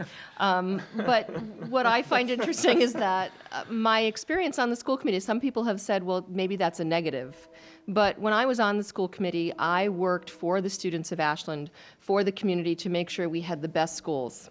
And my experience from that has taught me that I can come to the Board of Selectmen and think about all residents of Ashland and put as much passion into being a member of the Board of Selectmen as I did on the school committee. Okay, thank you. Paul? Experience. For me, that's what it is. I think we've had a history in the past few years of selectmen wanting to start their involvement. People in the community want to start their involvement at the Board of Selectmen. And it's been puzzling. Years ago, people used to work their way up through the ranks, Finance Committee, other committees, understand how government works. It's a very unique process. And I think it's really critical that people get some education, bring themselves up. I bring that. I've been involved. I've been assessor for 8 years. I was on the board for 6 years. I think it was part of some very successful boards. There certainly was not a lot of controversy for multiple years when I was on the board with Adam and Phil and Cassie, and and that's what I bring to the board, is that level of experience, and that's what I want to bring back to this community. So, All right, thank you, Paul. Dan? Well, Yolanda, we do have the best schools, and I think you were part of helping with that situation. Myself, I've worked in the legislature for 12 years with the Division of Local Mandates. I think that says a lot. Well, the original question was, again? How do you differentiate yourself from the other candidates? Is it hard? It's not town experience, but I've worked with state government, federal government, and local governments for a long time, and I feel I can do the job. Okay, thank you, Dan. And Michael? I think experience is good, and I think any experience is good too, because a lot of times experience teaches you what not to do and how not to handle certain situations. So I think experience in business helps you. I think experience in political situations helps you. I think just experience with people. My campaign, I'm running, as everyone's seen my signs, honesty, integrity, and transparency. And people can say anything you want, but I don't think anyone's going to look me in the eye and say that I don't support those three things there with everything that I do. The board, we do have issues, and we do have a lot of passion in town since I've been on the board, and you know, but we've been very transparent, and that's something that new, and I think a lot of people have appreciate with the current board, and as well as some people, you know, not wanting to hear certain things. That's up to you. You know, I've never lied to anyone. I've probably never agreed with anyone in town all the time. Everyone that I've ever met while I'm sitting on this board, I've argued with once or twice. I'm not going to agree with everybody unless I agree with you. Integrity. I mean, I'm going to sit in front of a room full of people, and they're going to all yell at me for something. I'm not changing my tune unless I believe it's the right thing to do. And I think those are things that I bring. And if that's something that's valuable to the people, they'll vote for me. Thank you. Thank you all. Next down the line is Yolanda. And this is also a perennial question. How do we get more money for the town from the state? We are suffering again, and this has been going on for decades, actually, the school formula. You're very familiar with that. And also just local aid formula. We almost, I shouldn't say always, we frequently lose out to other towns of similar size. What can be done about it? What would be your plans in working with our state representative and state senator on trying to bring home the bacon? Well, first I have to say certainly the changes that have happened since I was originally on the school committee, and Harry Henchy, those of you who remember him, would bring out his Chapter 70 chart, and how Ashland was always getting so much less than the other communities around us. And the work then that was done by Karen Spilka when she first went to the state rep and was our representatives, and then when she moved as a senator, certainly our Chapter 70 and the whole school funding formula has changed. And I think for our community, the best we can do is continue working with our state rep and our state senator, because we can ask and we can send letters and we can say you need to look at things, but it's really at the State House that the funding formulas get changed. So we need to continue to support the work that is being done at the State House on behalf of Ashland. And that's really the best thing we can do. I remember one of the best things was there was a time when we heard from then Rep. Spilka saying, they keep saying, who are all these people from Ashland? Because there were all these major letter writing campaigns saying you need to change the funding, you need to give us more funding, we need the money just as much as some of these other communities. So it's really just continuing to work with them and support them and what they're doing. Okay, thank you. I know this is a big issue, folks. Yeah? Yeah, you know, it's, like Yolanda said, working with them. You know, back when I was on the board a few years back, we used to bring Karen and Tom in, and we kind of beat them up a little bit. You know, we don't have the money, where is it? Although they were very passionate, and due to their passion, and Karen's moving up in the ladder there, they have changed that formula. It's not an overnight change. It's incremental. Nothing in government is fast. That's the one thing you learn once you get here. It takes forever to do everything. But at the same time, continuing to inform them. Now that the economy's maybe turning around a little bit, and maybe another letter writing campaign to give them a little bit more support on the State House level, and to maybe re-energize that kick, and maybe they can take it up to the next level. So, Okay, thanks. Anybody else? Yes. Peter? Yeah. By all means, we are very fortunate with our two current legislators. They're both chairs of committees, which is very important. They both work 8 days a week for the town of Ashland, which they're always working. And I think what we can do as a board is go into meetings with them. Letter writing is good, phone calling is good, but we can ask them, we can get meetings, go and meet with legislators, of chairman of key committees, let them know that we're interested and we want X, Y, Z. And they're willing to meet, and if you put down enough interest, enough pressure on them, they'll come around. Right now we have Karen's assistant majority leader in the Senate. That's very important. Tom's the committee chair in the House. He gets along very well with the Speaker. And it's just a matter of pushing, you know, the right way and letting them know that the town's behind them. Okay, thank you. Thanks. I didn't go yet. Sure, Just to echo that, I think, sorry, Dave. Oh, no, that's okay. You're leaving No, them Michael. nothing.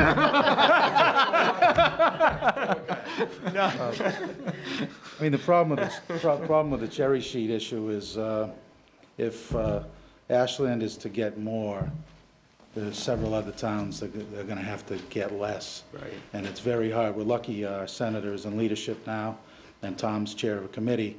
That could happen. It may not. It's doubtful.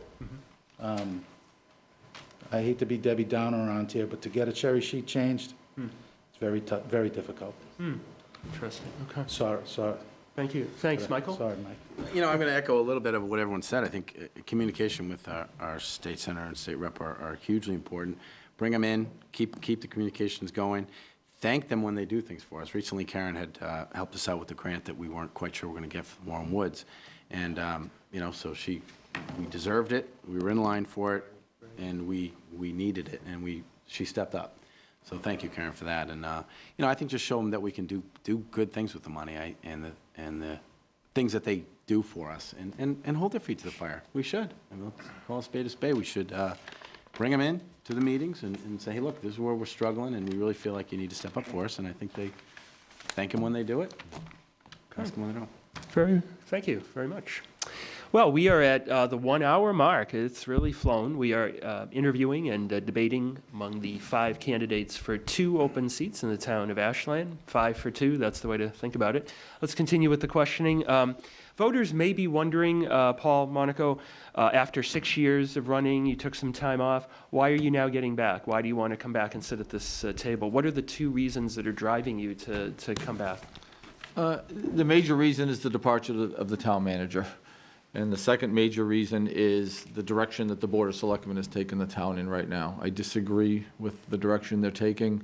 I think there are better ways to do it. I'm deeply concerned that we have lost John. And I do believe it's the cause of this Board of Selectmen. And I'm going to make it. I know it's a strong statement, but I believe that. I've heard a lot of people who've been very concerned about the actions of the board and the conduct towards the town manager. I believe there are better ways to handle things. I don't think if you have a disagreement, you don't take it out on camera, you don't go after the man on camera. John is a true professional, and because he is silent, it speaks to his professionalism. He has made a decision to move on. It's a tremendous loss for us. But I don't want to dwell on that. You know, Howard, those are the reasons why that I'm coming back. But at the same time, you know, I want to bring back some civility. I want to bring back, you know, a positive direction for the community. We need to establish a board that a qualified candidate would have an interest in coming and working with. And I think that's the biggest concern for me. Ashland needs to bring in somebody of John's caliber. Those are extremely intelligent people. They're going to do their homework. And it's my belief that if they think that they're going to have to come back to a situation that John just left, we're not going to get those quality candidates applying. So, Thank you. Paul, anybody else want to rebut? Anybody? Do you want to just go down, or? Sure, why don't we start with you, Dan? Go ahead. Oh, well, I don't want a Monday morning quarterback anything here right now. I disagree with Paul. I think the existing board allowed more people in here in the past 3 years than I've ever seen. And I'm a TV guy, you know, and sometimes the room is mobbed, and it's all for seemingly a bunch of passionate people wanting to do what they're passionate about. Again, Petron's a big boy. He's moved on.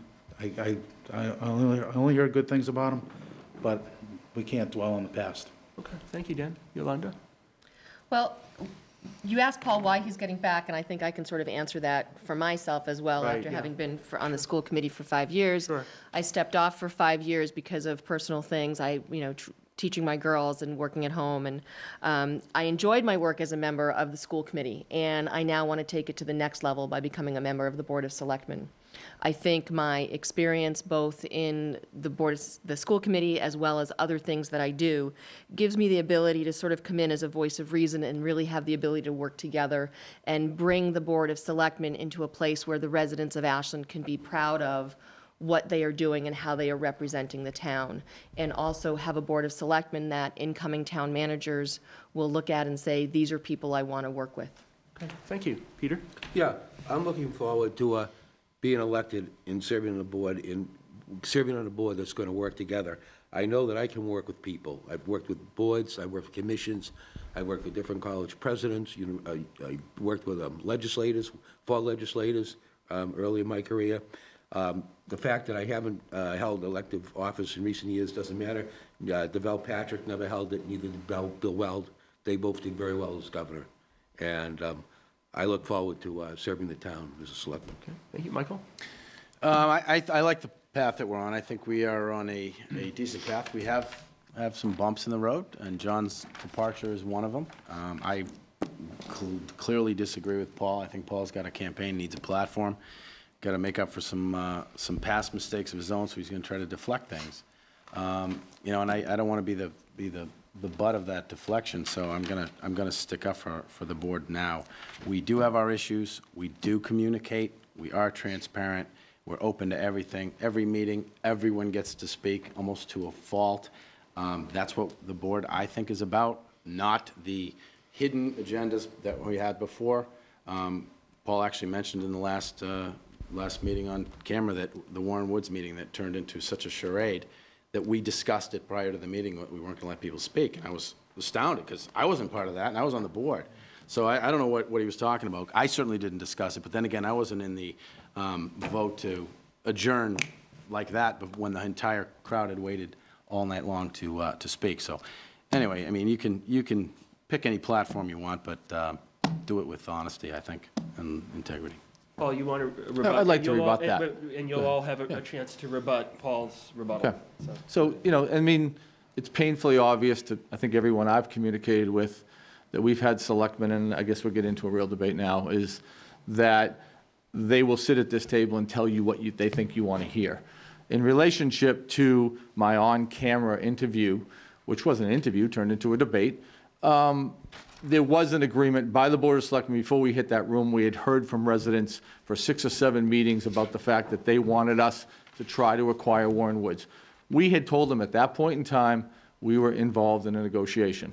There are people that are out on the street spinning all kinds of tales of woe to make themselves look better, and Michael accuses me of that. Unfortunately, I believe he's doing the same. So when people can judge for themselves, they've seen the level of wishy-washy and all the stuff that kind of goes on with this board. But, you know, I don't have any reason to tell lies. I don't have any reasons to make up stories. I stood here for 6 years. I am very proud of the service that I gave this community. I have been nothing but honest with the community. I've had no reason to not be honest, and most people actually acknowledge that to me. So people can spin whatever they want. I think the people out there are clear enough. They're intelligent people, and they can make decisions for themselves. And I stand on my honesty and my record. So, and I'll leave it at that. So. Thank you, Paul. You all have an opportunity to rebut the rebuttal. Anybody? Michael? Yolanda, go ahead. Not a true rebuttal of the rebuttal, but just in a little bit in regards to how meetings are run, and that it is important to include public opinion, but public opinion has to be handled in the appropriate way in running your meeting. So if I were a member of the Board of Selectmen, I would work with the other members to make sure that we include as much public input as possible, but realize that as a board, we are still the people making the decisions, and we have to work together to make those decisions. And you can't always have discussion in the middle of a vote or a discussion of that vote with your public. Thank you. Dan, Peter, or Michael, Yeah. you have an opportunity. Sure, go ahead. I'll go. Yeah, All right, please, yeah. I mean, I think myself, when I'm elected, and I'm very optimistic I'm going to win, I can work very well with the board, and we'll have a very effective and productive board. I know that I know Steve Mitchell. I've watched him. I've been on the TV cable show that we have, and he's always, you know, talks about, he's very interested in the town with the, I know the market's going to be opening up, et cetera, is one of his big issues. Joe Vignani in the back there, he bleeds Ashland's colors, and I don't think there's anyone that, you know, does more for the town than he does with the Ashland Day Committee. And I look forward to serving him on the board. Great, thank you, Peter. Dan or Michael, do you want to? I say what I said. I don't Okay. agree. So it's okay. Good enough. Thanks. Okay, thanks. Thank you all. Thank you all. Very spirited discussion. We have about 20 minutes left, and we now go to Joe from the Metro West Daily News. My question is directed to Mr. Shea. You have mentioned, you know, that some meetings there are some passionate people in the crowds, and there are a lot of people running for office this year. But at the same time, there are a few seats that don't have anyone running for them, and these passionate people are just a small part of the town's residents. How do you get more people involved in local government? Well, I don't really have an answer for that. I would certainly like to see somebody run for the Housing Authority Board. Those folks, there's 40 units over there. They need some leadership, although they just hired an excellent executive director, and Dorothy, I believe. She's done so much over there, getting people out walking and playing cards in the middle area, and I don't know why nobody ran for that spot. I'm not sure if it's the state appointee spot that gives people the heebie-jeebies about that, but somebody should step up. If I can step up and run for selectman, somebody else can step up and run for housing, or is it planning? Planning, there's an empty spot also? I'm not sure. Yeah. All right, thank you, Dan. No real answer. It's okay. Anybody else? Okay, yeah. I'll jump in. I think those that are elected officials need to try and keep things positive. And as they're working with volunteers, encourage those volunteers who are working behind the scenes to take the risk and jump in and put yourselves out in the front. I know when I was on the board, when I was on the school committee, getting ahead of myself there, when I was on the school committee, there were many people that would say, oh, you guys work really hard and you put yourself out there. But I was talking to people who were part of our PTO and the Ashland Education Foundation, who were doing just as much time and energy, if not more, than sometimes those of us that were on the school committee. But they didn't want to put themselves out there. So I think if we can keep things positive and encourage people and help them realize that everything we do is important, and sometimes you do have to put yourself out there a little bit more to help keep things running in town. Thank you. Yeah, Paul? Go ahead, Peter. Oh, Peter, yeah. No, I was going to say too, when I'm elected, I want to hold area meetings around the town regularly, and also I'd be available for office hours. And I think that in talking to people, if they see that the board's working together, they see the selectmen in the community meeting with them, because I think that we're going to have a really good, productive board, then I think that people, it just kind of rubs off on people. They get a good feeling from it, and they go out and, work. They want to work, and hopefully they'll want to run for office themselves. There's a lot of chances to get good media out there, besides the critical media that we received recently because of the problem with the police departments. For example, Michael got some in the Boston Globe magazine recently, and he was out there. I'm sure you saw it. Actually, I didn't. You did? Right here.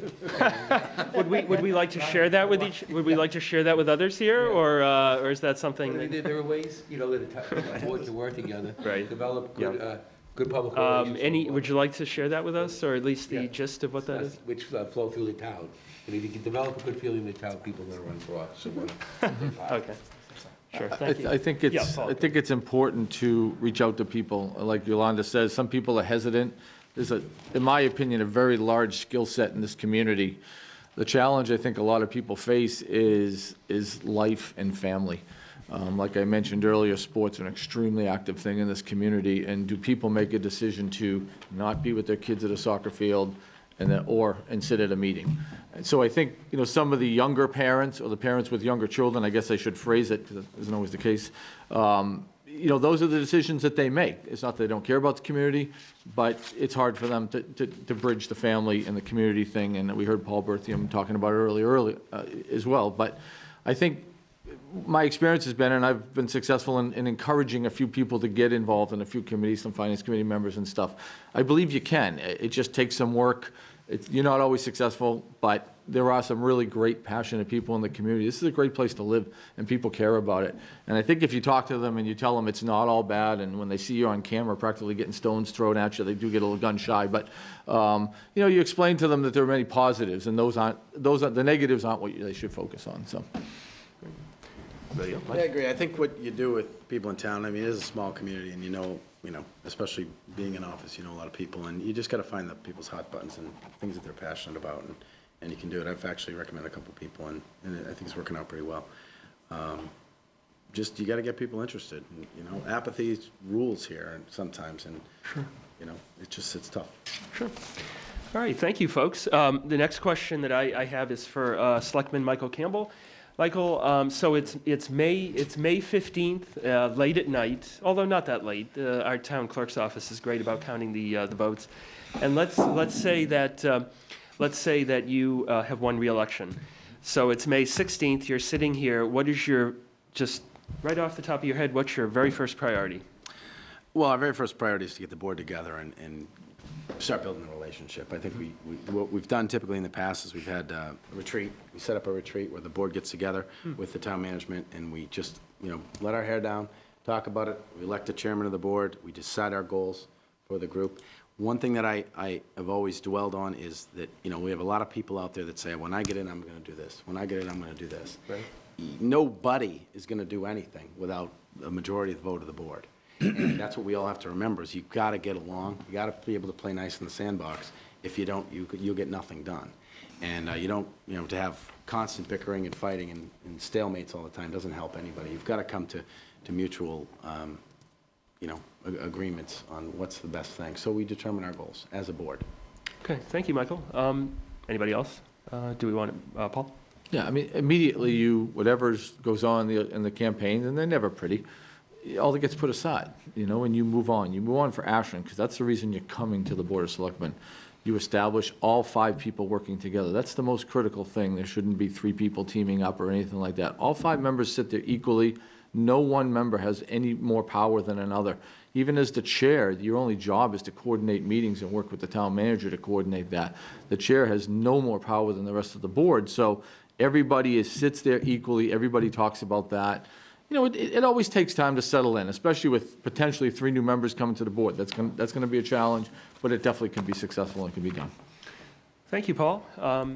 Peter, yes? Yeah, I just wanted to briefly state that, I'm optimistic that the towns, that the 3 members to be elected this fall are 2 or 3 new ones, or whatever, depending how different candidates. It's very confusing, yeah. Yeah, but, the board, the new board itself will have the town's best interest at heart.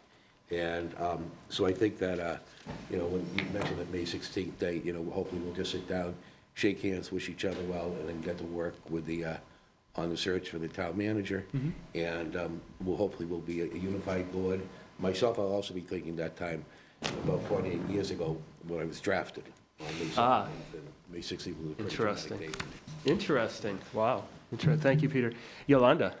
I would just echo some things that have already been said, that as a goal, we'll have to discuss what we want to move forward, working as 5 equal members, whether we're new or not.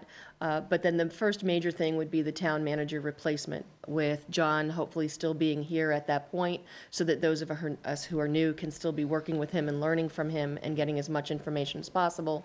And then planning as a board how we are going to replace him. What's the process?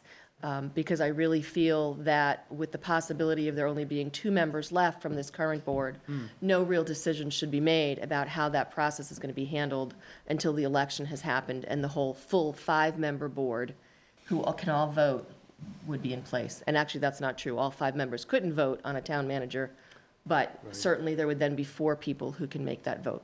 Right. Okay. Thank you. Thank you, Dan. Yep. I'd probably just do a lot of listening from Steve and Joe, and they're the 2 that we know that are going to be back here. Take in this retreat, come up with a decent plan on how to run the town with some respect, and move forward. Okay. Thank you all. Thank you very much. We turn now to Joe. I'll start with my question direct to Mr. Chisholm. The Ashland schools, just your thoughts on the system as a whole, if there are any improvements that you would feel you'd want to work with the school committee on to make, what would those improvements be? That's interesting you mentioned it, because I'm a member of the Ashland Education Foundation, and I serve on the board of directors here. And we recently had our event last weekend, raised a lot of money for the schools. We fund grants to the schools. We've done a lot of work in providing computers for schools, and the iPads and the other types of computers. And we have projects, we'll be planning for the coming academic year too, in raising funds, and I've been on that committee for several years. But I do look for the school board, the school committee, and the Board of Selectmen to work together. In recent years, I don't recall any friction between them, and I think that that's healthy for the town. They've been working well together. Of course, there'll be the new superintendent coming in, a new town manager, and hopefully that when they interact and develop their own relationship, they'll be able to get along well together. I think that's going to be very important. Schools, of course, are a major portion of the town's budget, and a lot of it, you really can't do much about it. There are a lot of state mandates, a lot of it goes free spending, where the superintendent makes choices of where money should go. And hopefully it'll be something that the townspeople will be supportive of, and the Board of Selectmen will be supportive of in working with the incoming superintendent. Okay. Any other thoughts about our school system? Yes. Go ahead. Former member of Logical.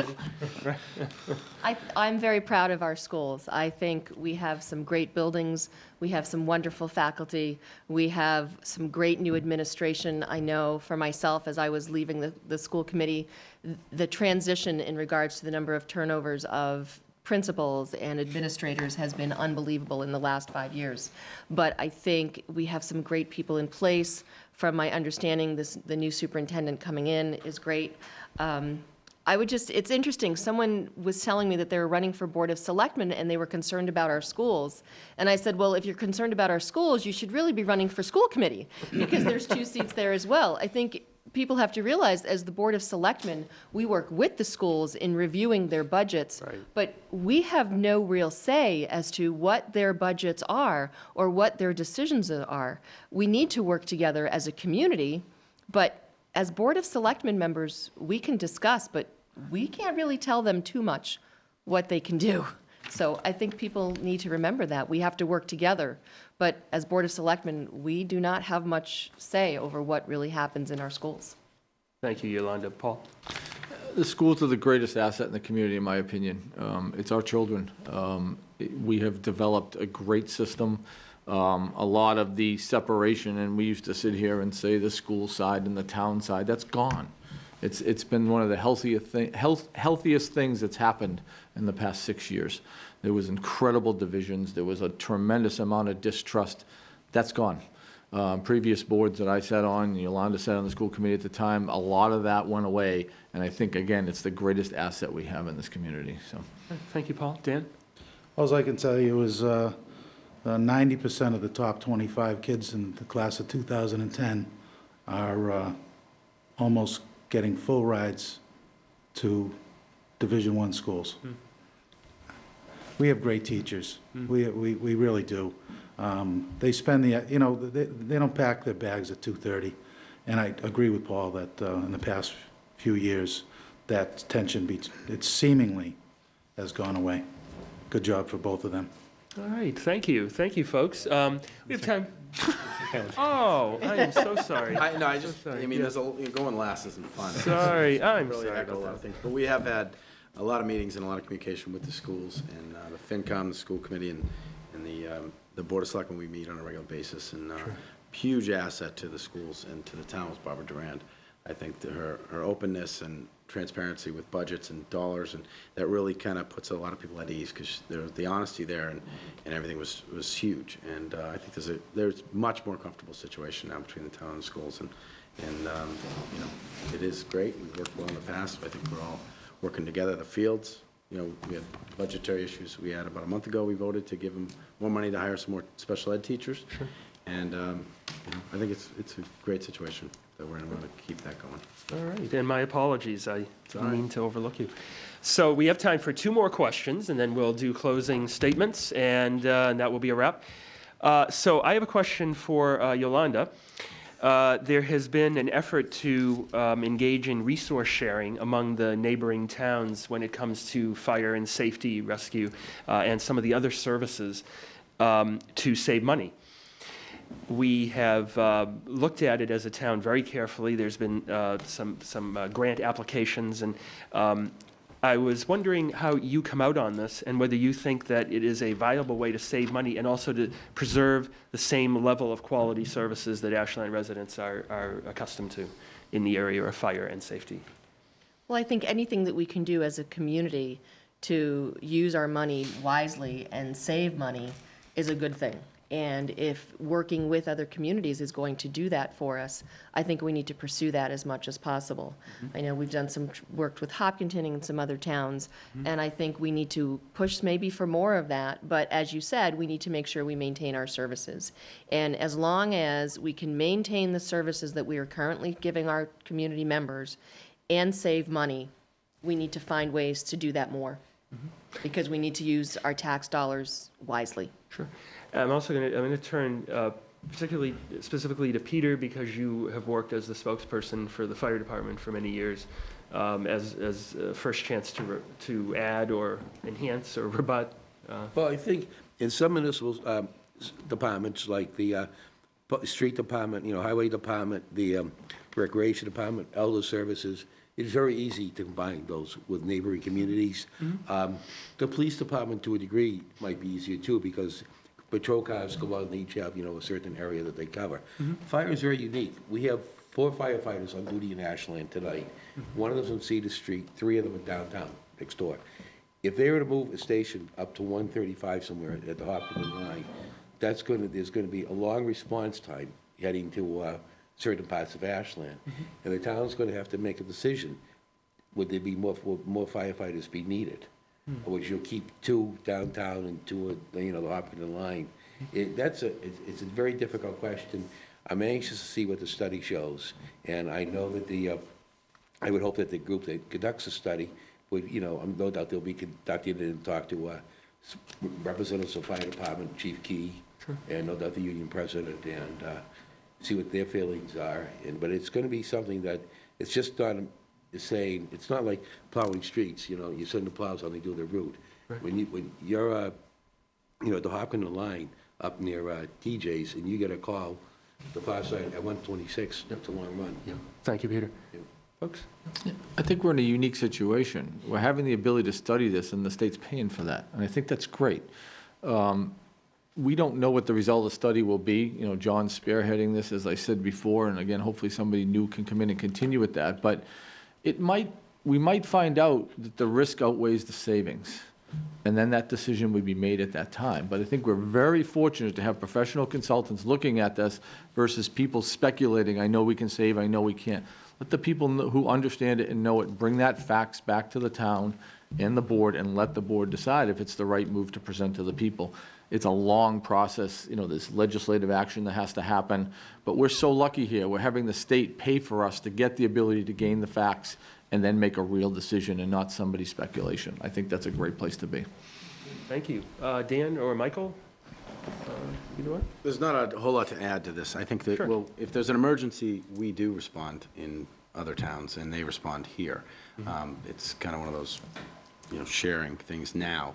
But to actually have the mixing of departments and department heads, there's a lot of things to do. And on the surface, like Paul said, it makes sense, but you really have to dig deep and find out what the nuances are and who's going to run it, who's in charge. There's egos involved. There's a lot of things that we need to look at. So. Okay, great. Dan? I'm not too sure it's going to work. Like Pete was saying, you get 5 ladder trucks showing up at a fire. Who's in charge? I'm sure they've been trained, but who's really in charge? I don't know. I think we're afforded, the state is paying for the consulting on this, but I don't know if it'll work. I don't know if the elderly will go for it. They want to see their guys show up when they have a heart attack or they fall and break their leg, and little kids want to know it's Mignani showing up or Roma showing up, not some stranger from Southborough. Right. I don't know if it'll work. Okay, thank you very much. Thanks, folks. Joe O'Connell has the last question of our hour-and-a-half-long debate. So we have arrived at the last and final question. I think Mr. Monaco's up next. But again, a question for all of you. At the start of the next fiscal year, there will be a pretty new Board of Selectmen, a pretty new school committee, a brand new superintendent, and maybe even a new town manager, depending on how things go. The saying goes that change is a good thing, but this would be a lot of change for Ashland. Do you think that much change is good, and would the town have to maybe even take a couple steps back as part of that learning curve before they can things can really get going again. I don't think anyone should be afraid of change. As far as the school committee, I think there's just one new member. But the reality is there's a lot of back structure in place. There's great staff all around. So yes, the Board of Selectmen might change dramatically, and that's one of the reasons I'm most concerned, and that's why I want to try to come back to the board to bring that experience. You know, I become almost a turnkey selectman because I have a lot of experience. But, you know, the superintendent, Barbara Duran, is there. The school committee, again, is only changing by one. So I don't expect a lot of problem on that side. You know, the new town manager, we still have an assistant town manager here. We still have incredible staff with treasurer, accountant. John has built an amazing team.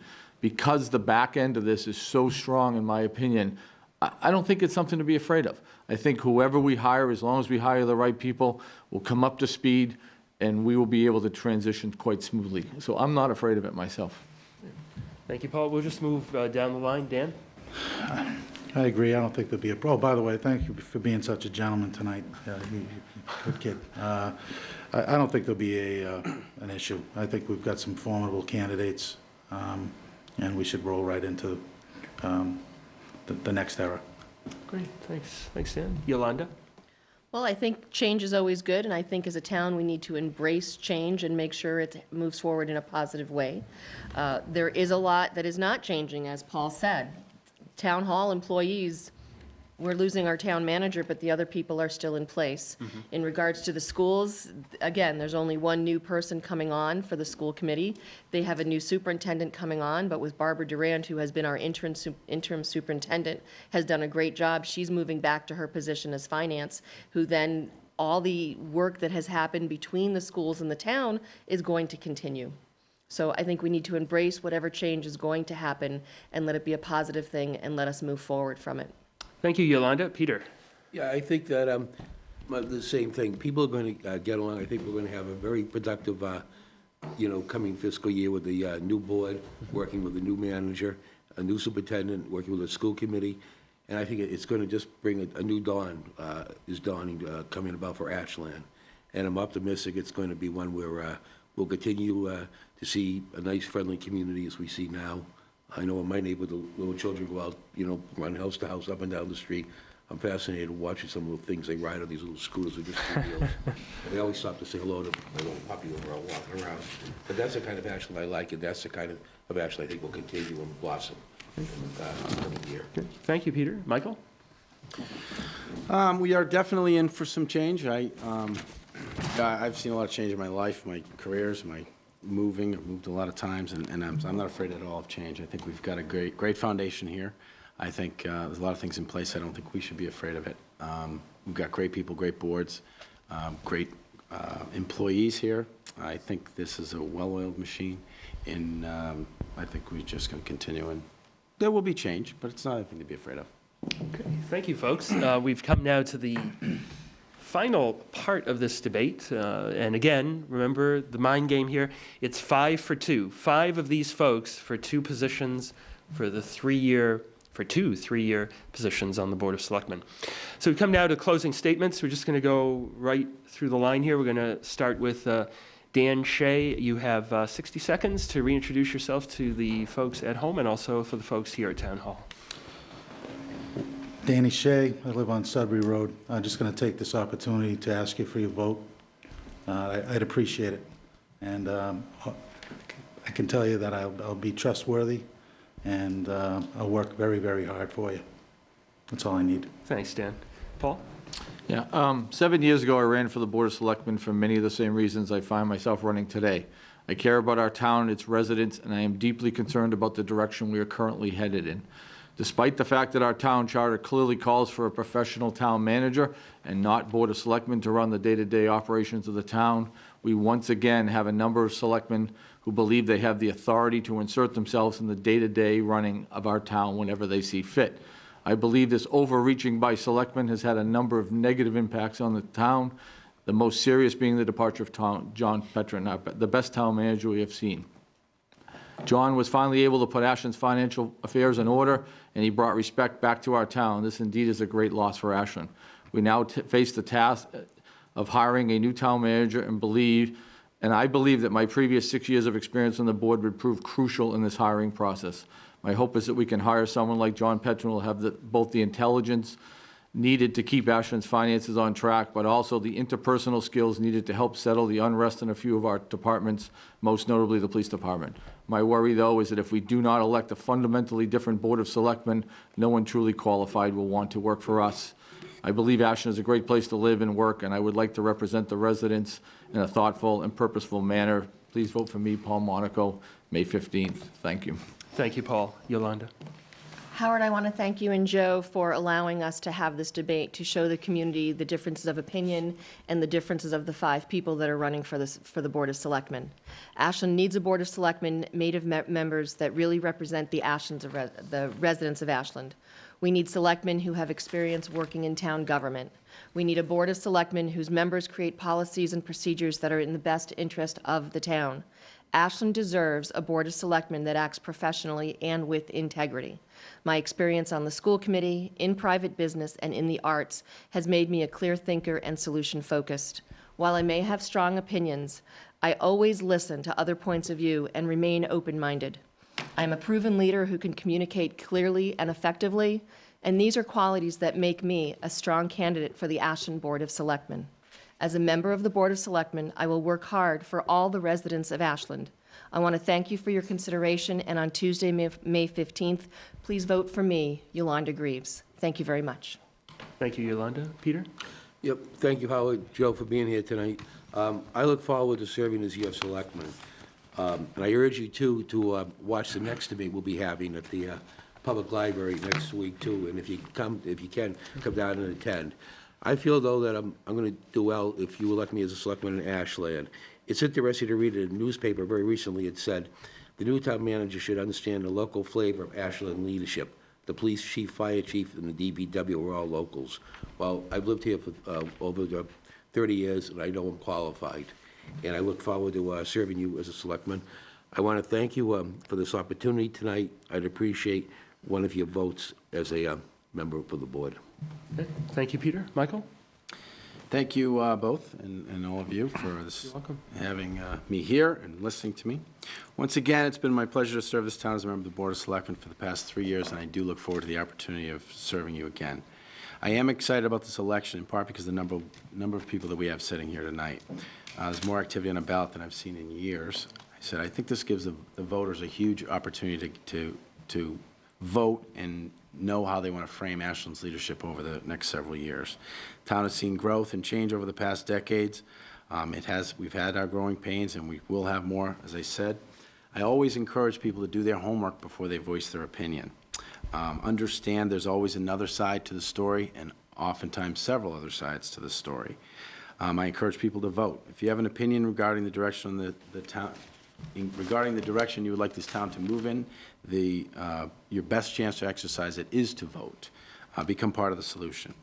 As people have seen by my signs, I'm running on the premise of honesty, integrity, and transparency. I don't claim to know everything. I'm not afraid to admit when I make a mistake. I listen. I'm firm but flexible on my opinions and on my decisions. I've always kept an open mind when entering a situation where there will be a debate. I am proud of what has been accomplished in the last 3 years. If you give me your vote on May 15th, I will be proud to serve you again. Thank you, Michael. I want to thank everybody who is present here in Town Hall also for coming out and viewing this debate. I want to thank you at home. I think this is just great that we have so many candidates here in the town of Ashland. Again, let's run down the candidates, if we can maybe pan out and show the candidates. Dan Shea, Paul Monaco, Yolanda Greaves, Peter Chisholm, Michael Campbell. 2 open seats. Michael is running for re-election. John Featherston has decided not to run for re-election. So 2 open seats, 5 folks running. Thank you so much. Thank you. I'm Howard Kaplan for WACA-TV in Ashland. I want to thank Joe O'Connell from the Metro West Daily News. Thank you so much. Thank you. Take care at home, and don't forget to vote on Tuesday, May 15th. Bye-bye, everybody. Take care.